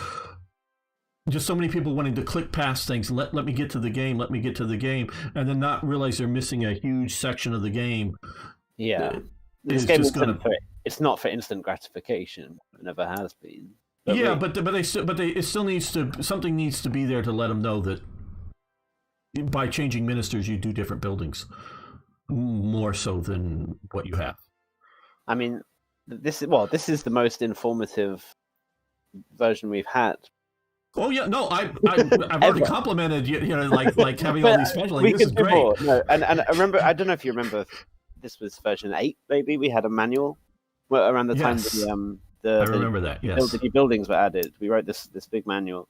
Right. And the plan was always to kind of edit that, but as plans often do, that kind of fell by the wayside. And we actually mentioned this a couple of days ago. Like, hey, do you remember this? Maybe we could revisit this tool and use it as a means to add stuff to and explain everything that happens there, so it can be a resource for people to use in that regard. So maybe we'll get people like manuals. They do. I know right now one of the big selling points for War in the East 2, the game that's coming out, is that if you pre-order it, you can get and if you pre-order the right copy, a right version of it, you get a hard copy of the manual that they're printing up for it. And a lot of people are spending the money to get the hard copy printed up for that game. That's a genius idea. We'll lock it behind our highest Patreon tier. Right. Yes. Excellent. Yes. The point is people are willing to pay money to get manuals, but if you can just make some sort of manuals, it would be useful for a lot of people. Yeah, no, it would be. It's just a time issue. I'm sure we can try and do that. If only there was outsourcing that to AFG with his informative videos for now. Yeah, If I, only I've we been would have trying like some fluent English speaker Yeah, around yeah. here to write a manual that everyone can No, understand. no. A German speaker does better. My best editor for my mod was German, and she did wonderful for it. Well, I can speak German too. So, No. That she was German, I should say, because Germans are so orderly and methodical and Dave, you're whatnot. orderly and methodical, right? So I'm yeah, methodical, but orderly. Yeah, I mean, I've been trying to make guide videos for a while, and slowly but surely doing them. I mean, they're only basic. They're very mediocre player and sort of new to the game friendly. That's what I've been trying to do. To represent that. I mean, I'm not the greatest player on this game, and I play it quite quickly, to be honest. And that's just the way that I play it. And yeah, so I am doing guides slowly but surely, and I'll probably get around to doing like an economy guide and a tech guide. The problem is with guides for something like that is that with major version changes, obviously they'll get out of date, and it'll right, of course, yes. it becomes a bit of a problem refreshing them probably every time there's a new version. I need to have a think about that. Well, I think guides are in different formats are helpful because some people will learn better reading, and other people will learn better watching a video. Yeah, exactly. So that's why I tried to start doing video guides. I mean, I think you did guides, Gamer, a long time ago, if I remember correctly. Yes, I have some that are vaguely useful now, but they're out of date. Yeah, exactly. Because I did. I mean, better than not having anything, kind of thing. But yeah, exactly. And I did a division guide a while ago, which I think is my second most watched video on my channel. But that guide wasn't to specifically name certain templates that were good. It was more just to go over what each type of unit does, because that's the easiest to stay relevant for the longest amount of time. But yeah, I mean, given more time, I probably will start making more in-depth guides. But yeah, that's down the pipe line. Right, and I understand that this is all voluntary and people are contributing what resources and time they can. But like I'll say, whenever I'm coming to either like a major building or one of the major developments, what mining or railroad tycoon or whatever, I'm always coming here and looking to see what the effects are to make that choice. Partially, even though I know that I'm always like kind of first pick universities, but beyond that is sort of show the player what's going on and that they can come and find out what the effects will be here beforehand. So it's partially just the reference time immediately when playing is useful. Right. What else does the chat and hello Klaus, how you doing? What else do you have questions on? Would you like to hear about? Because it's a fascinating building, because functionally what the Black Ice team are building a game. Now it's stacked on top of another game, but trying to translate reality into a game is a fascinating topic here. So I don't know if any of you have any more. Black Ice for Darkest Hour win. Well, yeah, I think that ship might have sailed. Yeah. I've actually never played Darkest Hour. It's like the conceptual question is to the extent to which it serves as a game or as a simulation, and what the difference between those two things actually is. I mean, you could get really philosophical with it. Because we always wanted it to be that if you are quote unquote playing a hands-off campaign, like so you load up as Haiti and you just sit and watch. Right. It should be 9 times out of 10 a fairly historical and accurate simulation of what happened in the war in reality. Right. That's the goal, and that's kind of how we judge how the AI balance is. If we see that France is winning every time, we know something is wrong. Right. And it's then how much involvement when actively playing, how much active involvement does the player want to have? Because there's a lot of things that the player can automate if they so choose, to limiting degrees of success. In talking to for several different games now, people about France, the way to make France historical and make it lose, sort of in this game, is to make it very difficult to get organization back once it's lost. Yes. So that the unit is strong, whatever it is, or however strong it should be, because you can have garrison units I'm seeing in front of me here versus, you know, an elite frontline unit. However strong it is, once it shatters, if you keep pushing on it, it will never come back. And that's how you do it, because that's how France is strong, both strong and weak at the same time. Yeah, that's more or less how it goes. Right, and what it is. So do you think Germany is on good level difficulty wise, or will it get nerf buffed further since 8.5 it's been nerfed to the ground? In my opinion, that's I will not the CIA, Pilsen. Yeah, I know that. Germany wasn't nerfed to the ground. Yeah, I don't think that's fair to say. Well, here's now. Because, again, I'm also dealing with Hearts of Iron 4 as well. Here's what I have complaints with their Black Ice team, and somewhat about your Black Ice team. But now you're already on a dead horse of Hearts of Iron 3 that isn't going to change. Theirs potentially could change. Is that you're making certain levels of changes just to make it more difficult or more challenging for the player over the historical realities of it. Is your normal difficulty what you figure was historically accurate, and everything else above or below it is just to give greater or lesser challenge to the player? Or how do you look at that for, again, sort of going back to nerfing or not or whatever on? We actually talked nations. about this a while ago. So OMG and I have had a lot of conversations as to what exactly each difficulty should be and what the standard should be. And we kind of concluded that we wanted to have it so that normal is literally normal. It gives no buffs and no malices at all. It's just, and that should be. Now, is that basically what you think the historical reality was? That's what we ideally would like to get it to. Right. I mean, as your best understanding of history and interpreting it in the game. That's kind of where we're aiming at. Okay. Right. Okay. But the thing is that you can't have like 100% accurate representation of. Oh well, yeah. I'm not. Well, yeah, you're not going to. But your best guess, your best estimation, is normal difficulties is history based.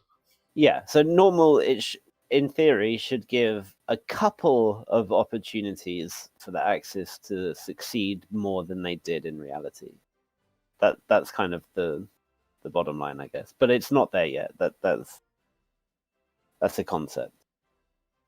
Right. That's it depends on how would you define a normal war. The normal war is, in my opinion, the Axis were doomed from the start, but for a few crucial things that could have gone differently, they stood no chance. Well, I would argue that it's clear by all metrics and all measures that France is just going to crush Germany in 1940. And so what happens is that, I think you're right, Dasji, that if you're looking at like wars of attrition, Germany's always going to lose. Yeah. If you're looking at wars of maneuver and decision, like the Battle of France, if you will, Germany has a very real chance of winning. If Germany can pull that off in the Soviet Union, because, again, warfare is a political act. It is not a calculation act. It's something that takes place often in the heads of commanders, political leaders. What is, plausible? What is, a reasonable response? Because I'm just now seeing all these, like the defensive lines here along Romania. Is that a historically based defensive line that was here in 1936, or is that a gameplay challenge line? Just wondering, as I'm seeing this here. The fortresses along Romanian Soviet border, as well as internally. I'm pretty sure they were there. I just don't know. I quite honestly don't know. I'm fairly sure they were there. At least something along those lines. Now, of course, the West Wall wasn't here then. You haven't removed that, I've noticed. You're leaving the West Wall in. On Germany.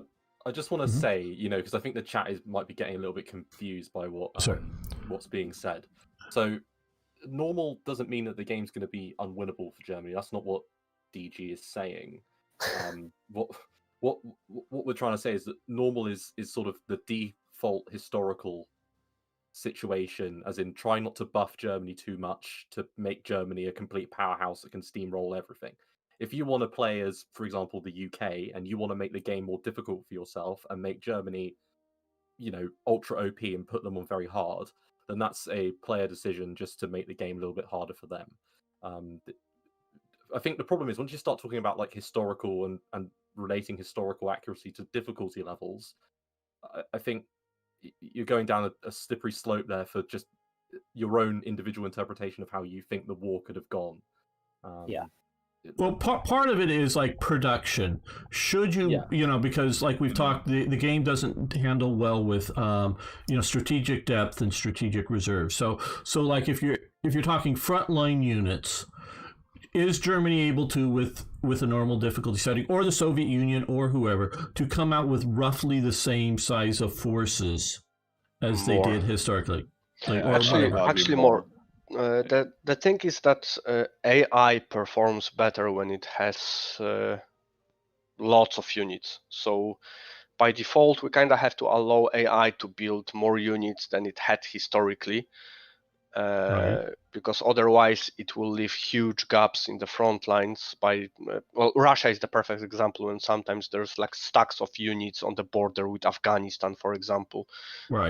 Those units could be used in Europe fighting against Germany. And now imagine that Russia has historical amount of divisions, which would be probably 1/4 of it has in the game.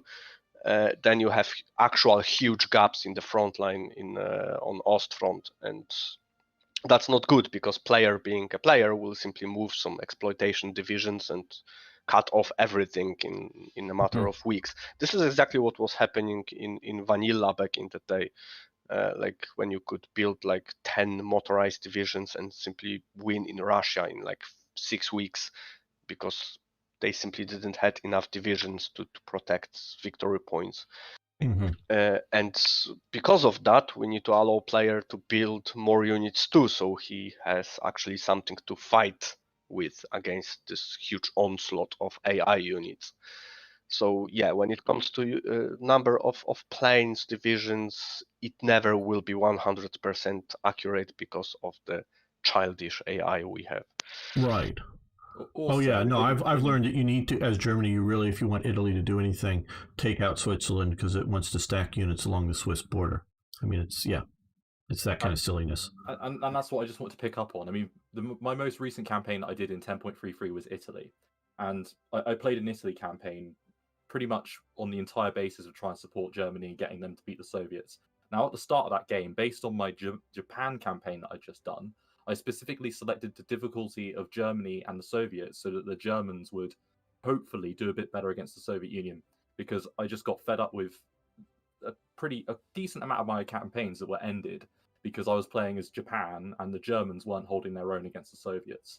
Right. So, and part of that again comes down to the player trying to set the difficulty for what makes it so that the AI can actually succeed against other AI nations. If you don't want your campaign to be completely curtailed as Italy by the fact that your German AI partner is inept. So it is, I mean, in the Italy campaign, I ended up taking all of Africa and I ended up supporting, the German advance into the Soviet Union, and that led to, winning that campaign effectively. So I think the balance with difficulty is pretty good right now. I think it is improved on where it used to be. I think there were, 9.1, I think sometimes, again, correct me if I'm wrong, guys, but I think sometimes the AI was pretty mismatched in that, if I remember correctly. It's been a long time. I actually don't remember. Yeah. It's so long time ago. It's been a lot of for me, campaign. the various versions have blended enough that, if it's a few years in the past, I can't tell you what, somebody brought up 8 or 911 or whatever it is. I remember all these past games, but I don't remember the versions and what's going on where, but yeah. Just quickly, I think there was another question about submarines and how they were rebalanced. I think Darkstar mentioned it a while ago in the chat. So I just wanted to every ask version about how another submarine change. Yeah. But But it's one thing that I didn't cover in my dev diary that I did with OMG. So what was the finalized position on submarines? The thing is that at some point, Dost discovered that he accidentally made surprise chance actually work. Well, actually, he discovered that it didn't work. Maybe this way, and he turned it on by doing something in Lua. We have no idea what. He himself couldn't pinpoint which change actually triggered that. But the thing is that our all efforts before that to balance submarines in any meaningful way were completely pointless, because those surprise chance, surprise damage bonus, that stuff simply didn't work. It was broken. Now it's working, so we rebalanced. Also, it's working for naval bombers.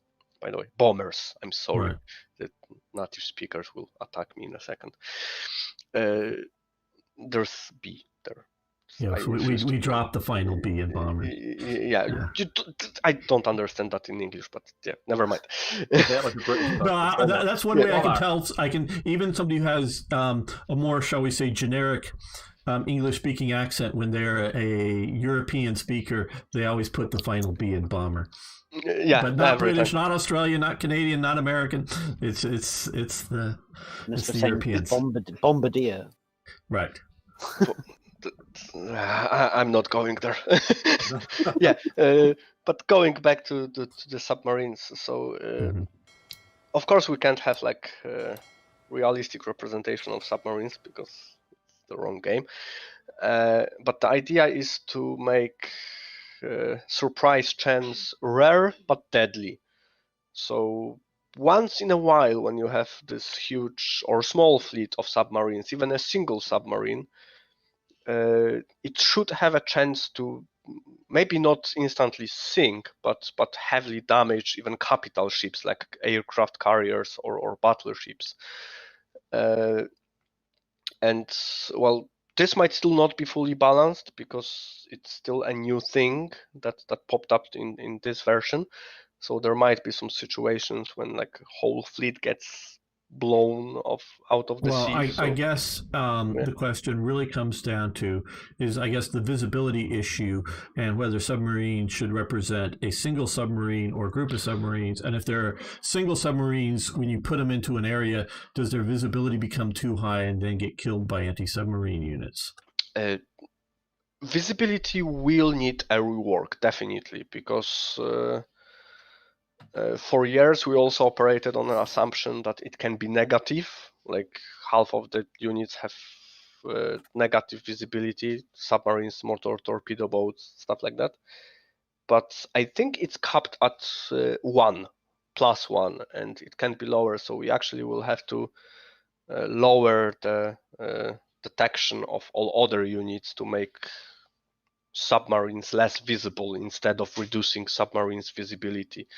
So make them harder to detect by making the detection part blind. Right.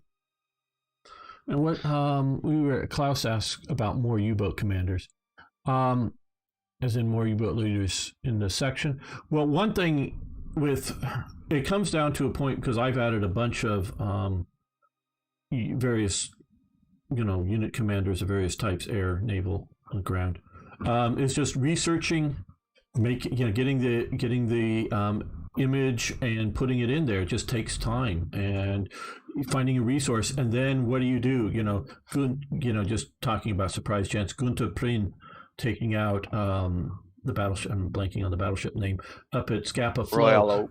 Royal Oak, thank you. Yeah. And as soon as you say it, I remember it.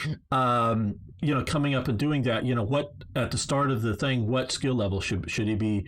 Some sort of genius skill level, or just general, and then build up with the combat experience and that kind of thing. What should it be?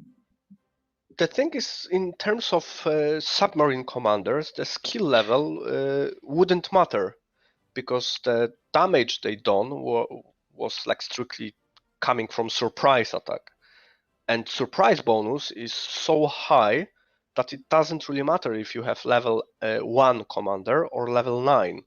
the damage will still be incredibly high and eventually sinking the capital ship.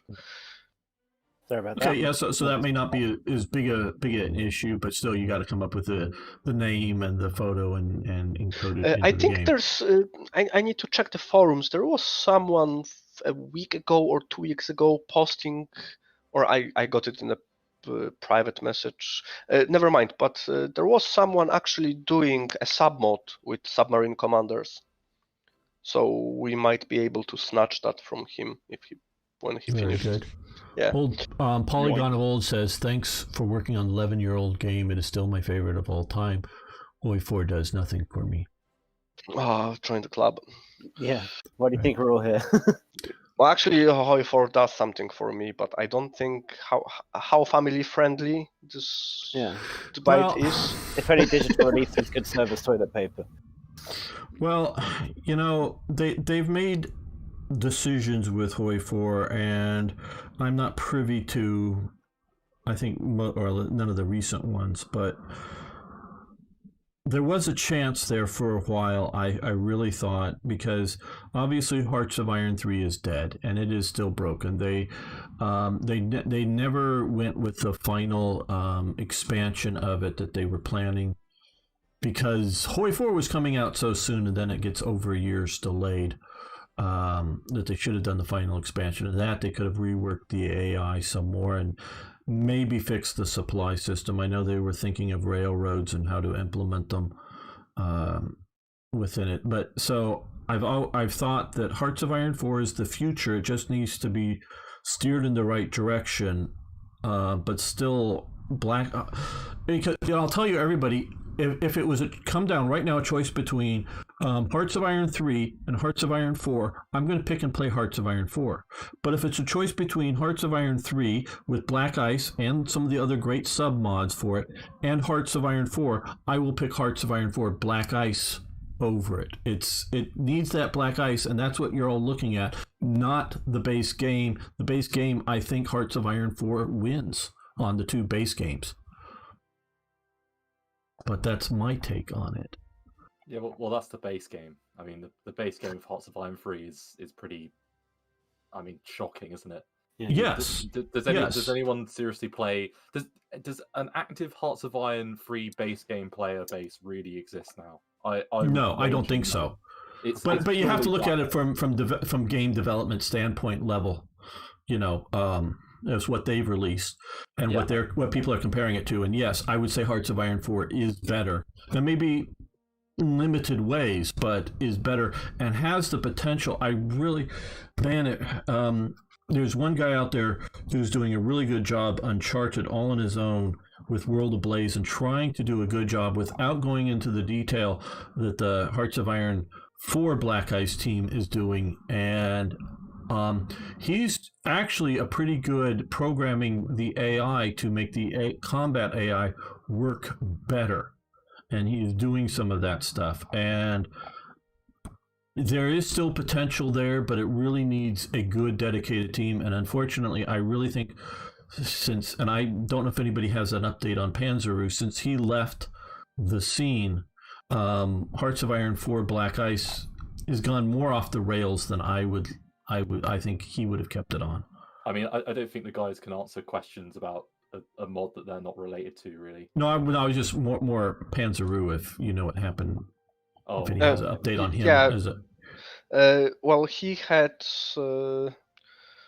internet problems because he's from Australia, and apparently they used like 16th century technology to provide internet to citizens. Yeah, so he basically for the last 2.5 years was living off Wi-Fi, which is not great. He basically couldn't upload even a smallest file because of that the limits were crippling.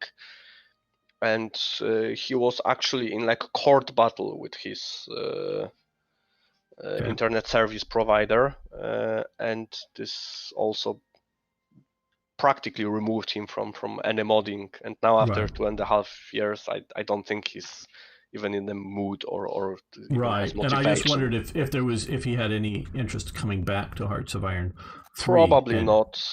I talked with him maybe like 2 or 3 weeks ago. Oh, And, good.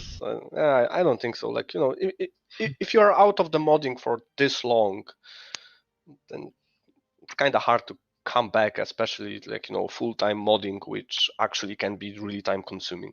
Oh, well, it's full time if it's, that level. So, can't believe Paradox is way of leaving games in such states. Only the HoI. Well, okay.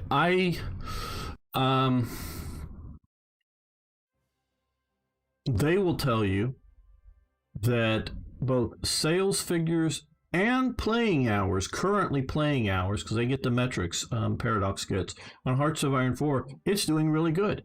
There are lots of people out there playing it. It does very well. It appeals to a much larger player base. And I don't know that it appeals to maybe a larger, but what it appeals to is the Paradox player base as they have generated, and is what I call Hearts of Iron 4 is EU 20th century. Yeah, it's the people that they've been trying to build on since EU4, basically. Right, and it's that player base that is out there, and they focused in on it. I knew they were doing this. I was really hoping that they would be willing to do a more historically based version of 4, stand alongside their fantasy version of 4, but there just doesn't seem to be the interest. And it's shown a combination in this game, and what they did, they tried to be sneaky about it, but I one time counted the number of provinces in the standard map for the Netherlands and counted them in both 3 and 4. And in 4, they've reduced the number of provinces in half. Now, they'll say that's because we need more provinces out here to more evenly do South America and Africa and these other places. Really, that's what they tell you, because that's what they told me. Really what it is their AI is such that too many provinces, and it's not just the idea of not enough units, or as they were talking before, to defend everything, or putting units in stupid places. It's the idea that they don't do well with tactical situations. They can't get the idea of, well, hey, the Dutch don't really need to defend Maastricht here, and they can defend along these rivers here, and they can defend here, and they can just ignore this whole they can't do this with an AI. So by giving them big provinces on sort of an EU style, their AI works better. I believe it's entirely that. None of them has ever said that, but I believe that is at its core. And so they've, in Europe, approximately half the number of provinces. I just only counted the Netherlands, but I quickly looked at a few of the other places. And yeah, they've done a better job at the margins of the map, that it's, better represented. But how often do you fight out there, in realistic terms? And so you rarely do, to be honest. So it's completely pointless to invest time and money into fixing arid provinces in those areas. So right. And so this has become, I think, the idea that Paradox is going to do a war game, which this is still a war game, as opposed to a strategy game, which is a different thing, that there's maybe war within it, but as a strategy thing, they've abandoned it entirely, and they may someday do Hearts of Iron 6, but I really don't. I originally thought the pendulum was going to swing back the other way, with that it was purely a how bad the supply system is, and the supply system is broken in this game, of course. Well, let's remove supply. Well, instead of fixing it.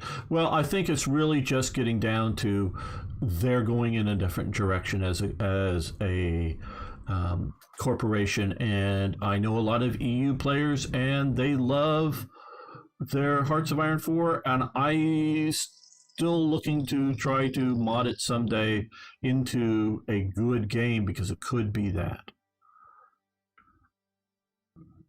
Can't find version 4 on Paradox forums so far. I've put a link in the chat okay. above, so I'm not sure what Klaus is meaning there. Right, Klaus. But Yeah, it's there on the main sort of HoI or Right. 10.4. On the bottom of just the just first just quickly, post, yeah. there was a question there as well about possibly reworking naval bombers to work more like submarines. Can't you already do that with naval bombers and get them convoy raiding? In terms of surprise chance? I'm not sure. I'm not sure. Maybe surprise chance.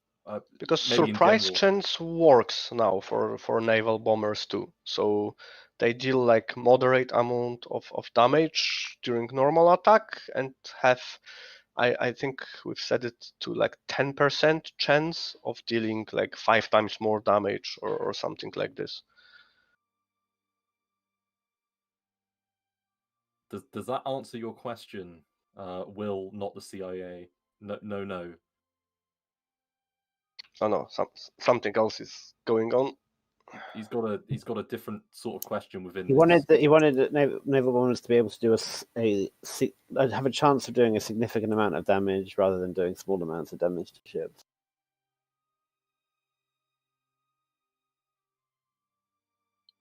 Okay, so Martinas. Sorry, I can't pronounce anything. Martinas. The question: can Hearts of Iron 4 become a good game? Though that's like asking how long is a piece of string. Right. Yeah. And again, we're always going to be focused on the mods, right? Like, well, I don't think they're invested. I don't, and I can talk about this more freely because I'm no longer. I can't talk about what happened before when I was in the beta, but I'm now out of the beta, so I'm talking nothing about during that period of time. But to the best of my knowledge, there is no active work on combat AIs within Hearts of Iron 4. When they put in a new mechanic like their, actually, though some people say, and it probably is, a bit overpowered intelligence system, but it is really cool, and they reworked it a little bit. It'd be really nice. They put in AI programmers to have the game use the intelligence system, but I don't think there's anybody out there trying to do better, try to have the AI do better defensive or attack strategies. I don't think anybody's doing that. Put in a new mechanic, yeah, they'll switch, because the way Paradox works, at least normally, is that they have a team developing a game, and then they have specialists. Like a good example of a specialist is a music producer. You know, he makes the music for the game, and so they'll bring him in to develop the music for the game, and then he'll go away and work on another game. And so they have these specialists. Now that Hearts of Iron 4 is down to a released game that they're just doing DLCs, they have a smaller team, and I know at times that when I get access to a 2D artist, I'll see about having them do this. Was a response to me not so long. I mean, it's more, maybe a year ago now. Not quite that. To something about that I contributed to Hearts of Iron 4. So at that time, there wasn't a 2D artist assigned to Hearts of Iron 4, and when there was going to be a new one temporarily assigned, they might work on something. So they don't necessarily have the asset person currently assigned to Hearts of Iron 4 to work on combat AI. They're off doing Stellaris or another unannounced name of game or something that's out there. So they definitely, they're not even trying, I don't think, at this point.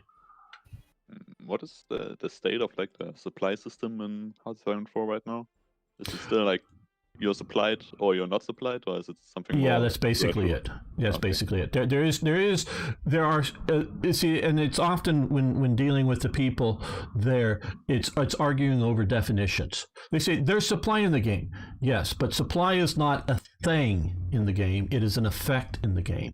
So there are supply effects, but there is no supply as a thing. Though now they have oil and fuel in the game, but they never went back and added because they finally realized they were wrong in what in pulling everything out. Because this is why I say part of it is a pendulum with dealing with them, is they get whacked from one side that something isn't working, so they overreact and swing the other way.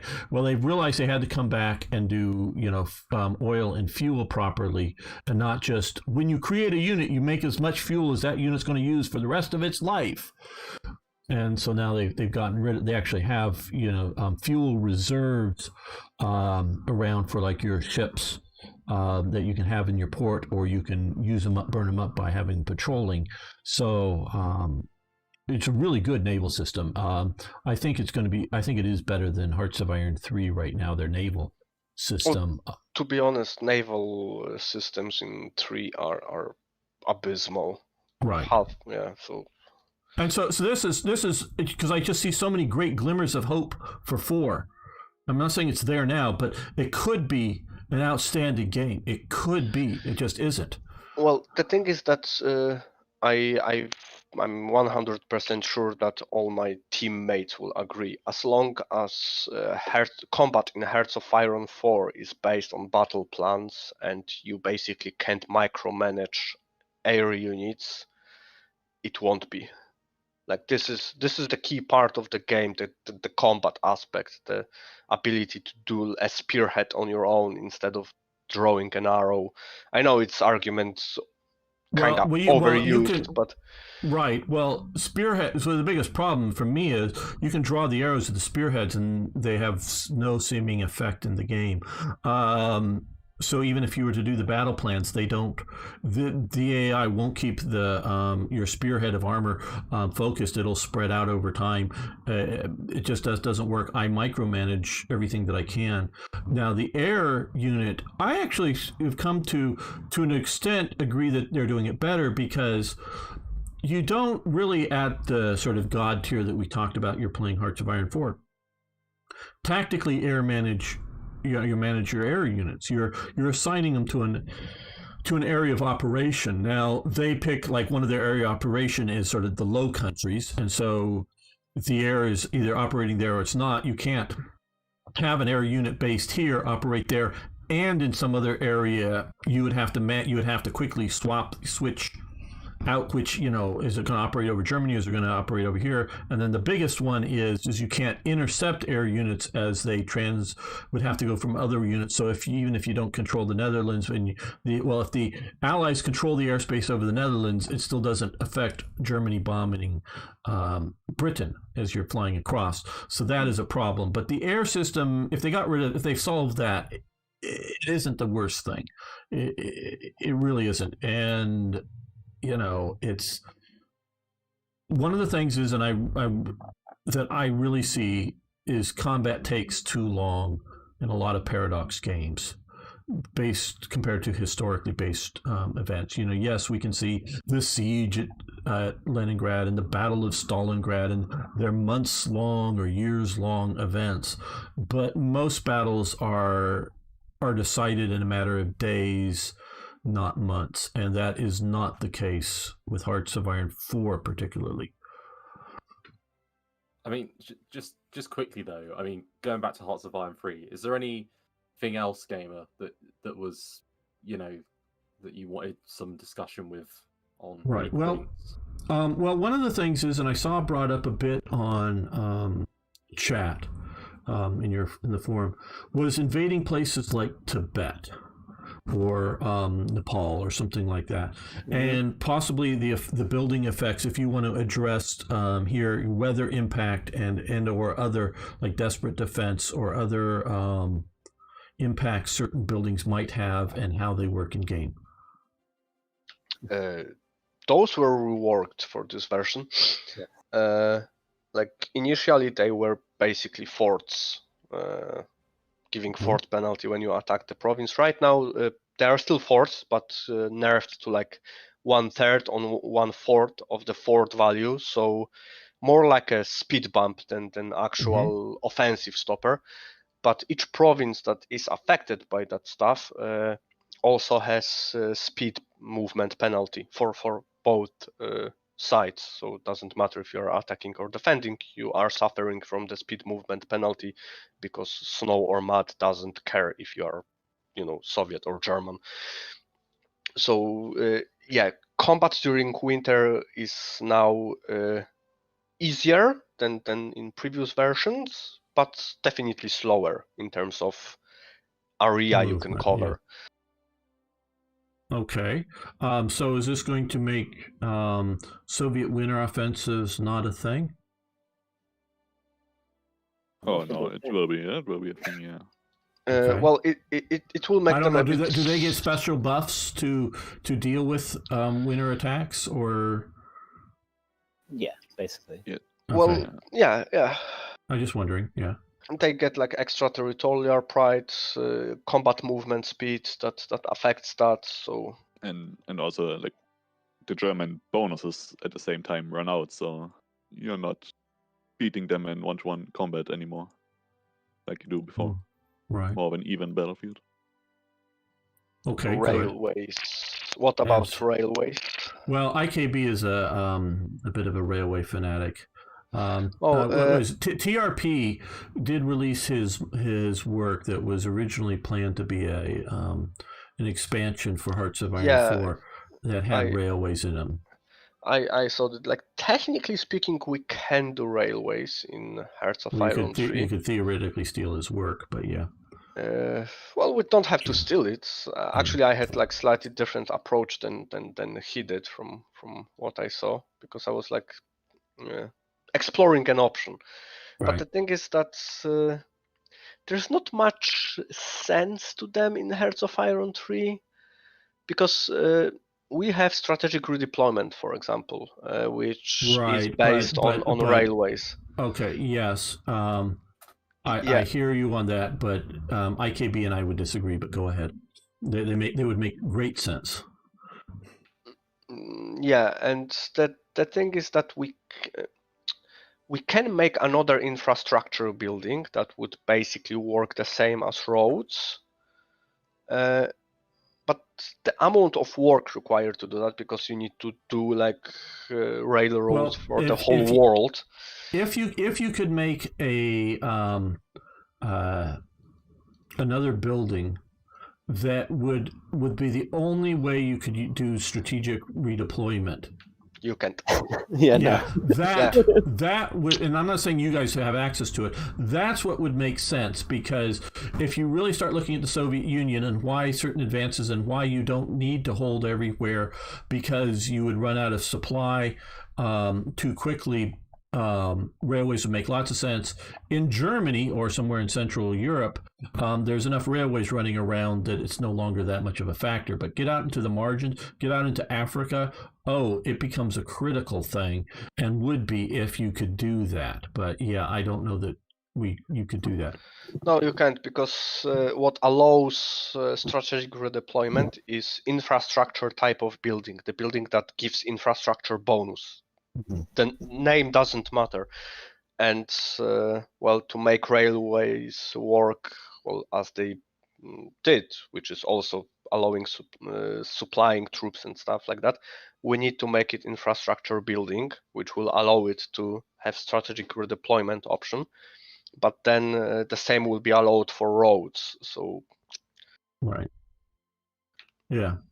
Also, as I mentioned, that the sheer amount of work required to do that, like Europe is less of an issue, because you can easily, like Germany, France, UK, you can slap level 6+ everywhere, and don't worry about that. But Asia, Africa, both Americas are tricky here. Yeah, much more so. Absolutely. Okay, well, does anybody else have other questions? Or are we going to wrap this up here? I definitely want to thank all of you guys for your very hard work. I know I will continue to disagree on some issues, but yeah, that's fair enough, I would say. But you guys really do a lot of really good hard work, and I really appreciate all that you guys have done. It does make this game much more enjoyable than the base game. So thank you so much for doing all that work, guys. You're welcome. It was all me. I'd like to take full credit. Yes. Cheeky bastard. Yeah. But yeah, you guys really have. Oh, by the way, Gamer, how did you like the airbase rework this week? I quite honestly haven't really encountered what that entails yet. Like I say, I've only made it to May 36, and so I have not done anything with railways or air bases yet, so I don't know what that's going to entail. It's just more space. Yeah, they get larger. Like one level of air base gives us 4 available spaces now. So right, okay, it's really worth it to build air bases.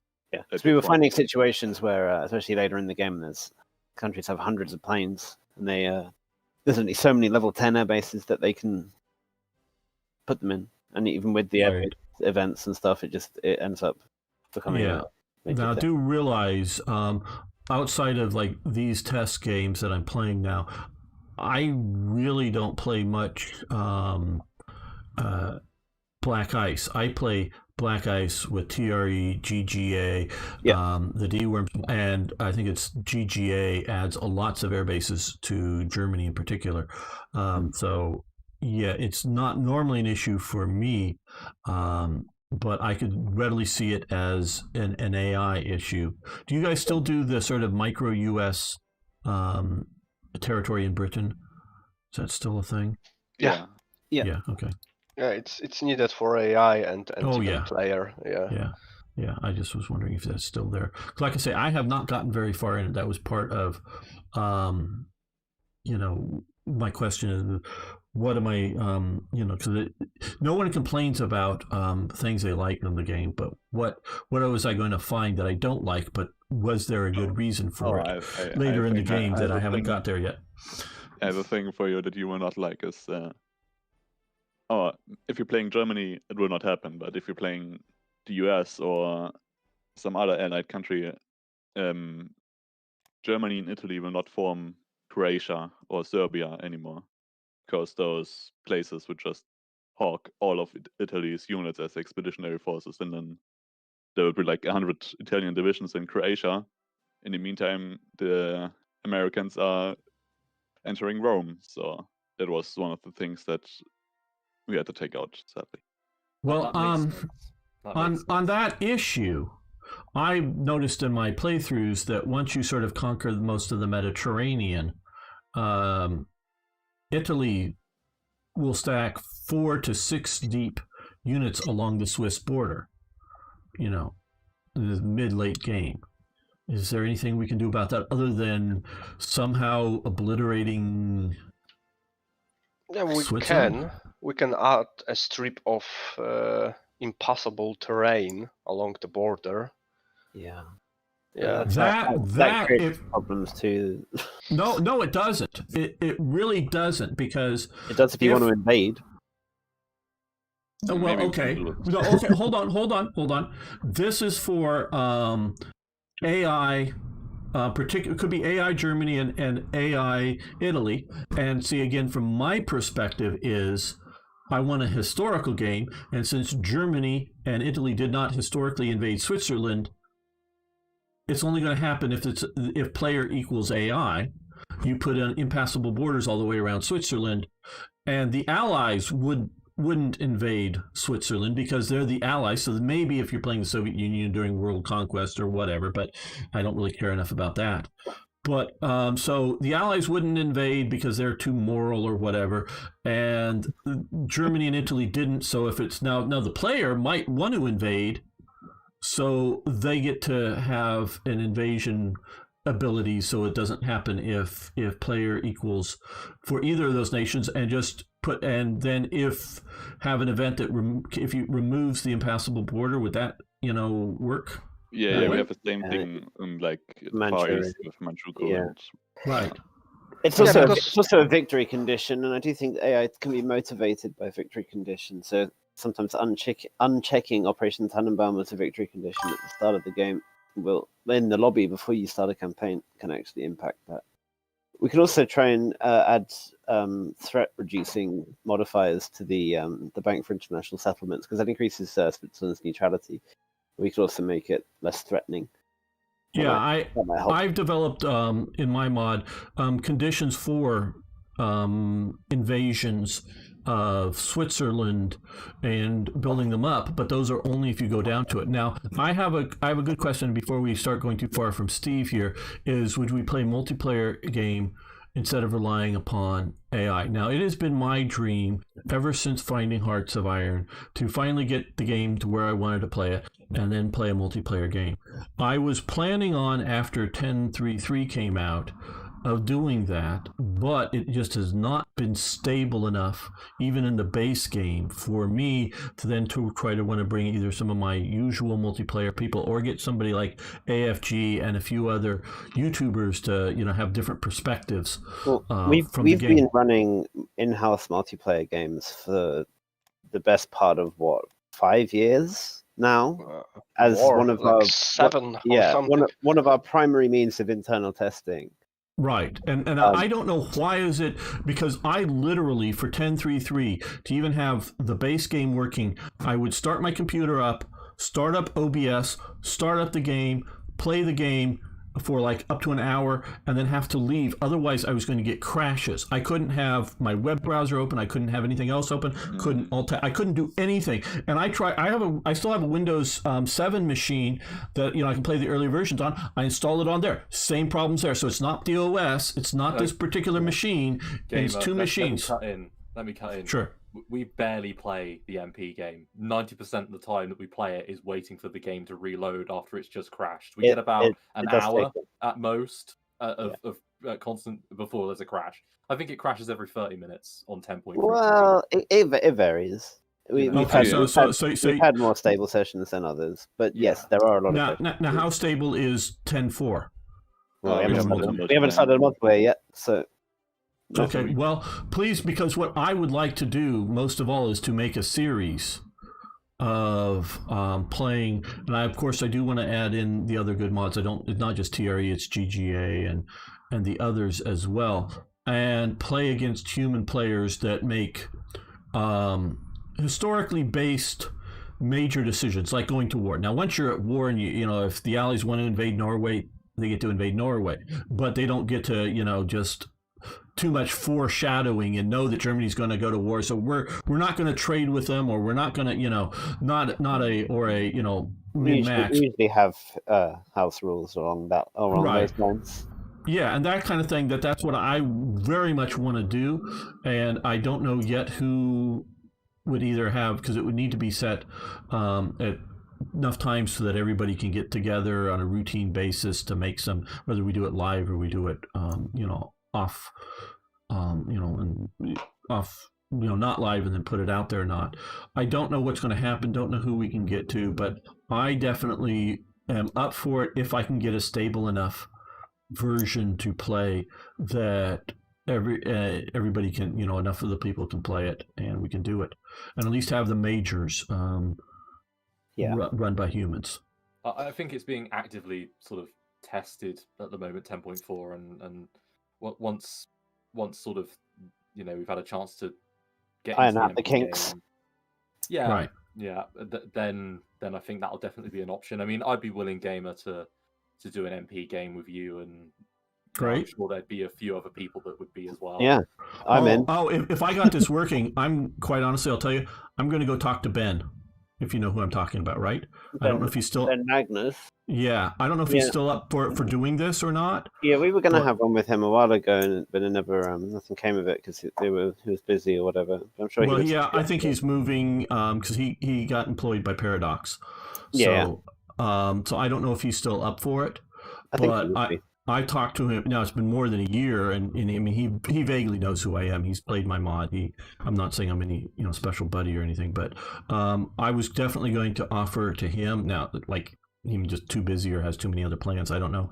But he's definitely, of course, would help make any channel much more successful, as we know. But yeah.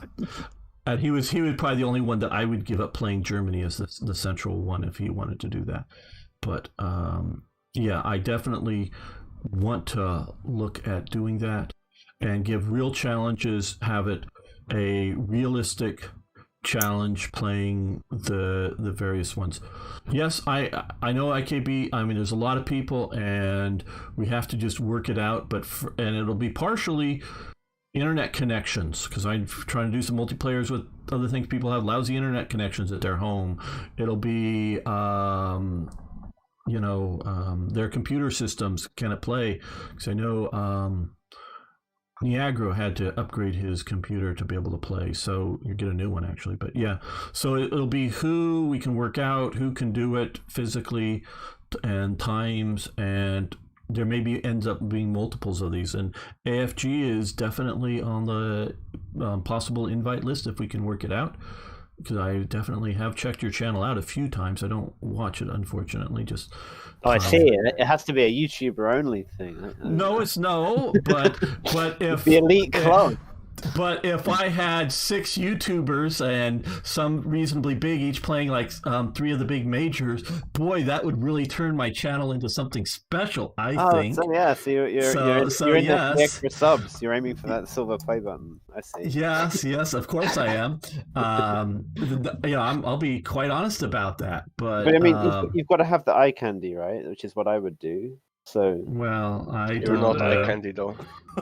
But and part of it really is that to have different viewpoints of it out there on YouTube would be really nice, so they can check out what Germany's doing and what Britain's doing. Yeah, we usually record. At least some of us usually record or stream the multiplayers that we play. The issue is the footage doesn't always end up being live broadcast or uploaded because it tends to be a little bit against TOS a lot of the time. Very good, Beam Slam. Might have to be some moderation if we were to do that. Right. But... Yeah, and so I've done some reasonably good HoI 4 multiplayer streams recently, but it's still just that, and so it wouldn't be only open to necessarily to YouTubers, but that is the first one that any YouTuber will have to realize this is priority. Yeah. So yeah.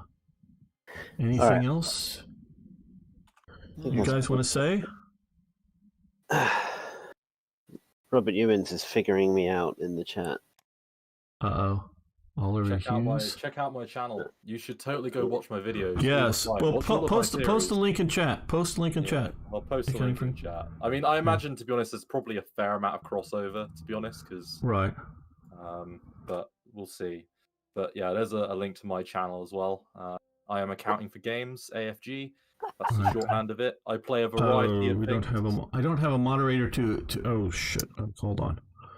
Maybe what's going on. Hopefully I can get over here. Let me see if I can get in here quickly.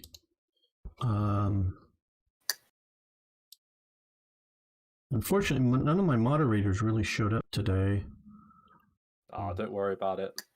I mean, as I say, all you have to type in. Although if you type in AFG really on the YouTube search function, it doesn't turn up some. It turns up some weird things. Some questionable things come up if you search AFG and. In the search. Yeah, I'm not seeing it. It's okay. It's already gone past. Sorry, too late for me to prove it. Sorry. No, it's okay. I'll repost it. I'm on it. I'll repost it. Okay.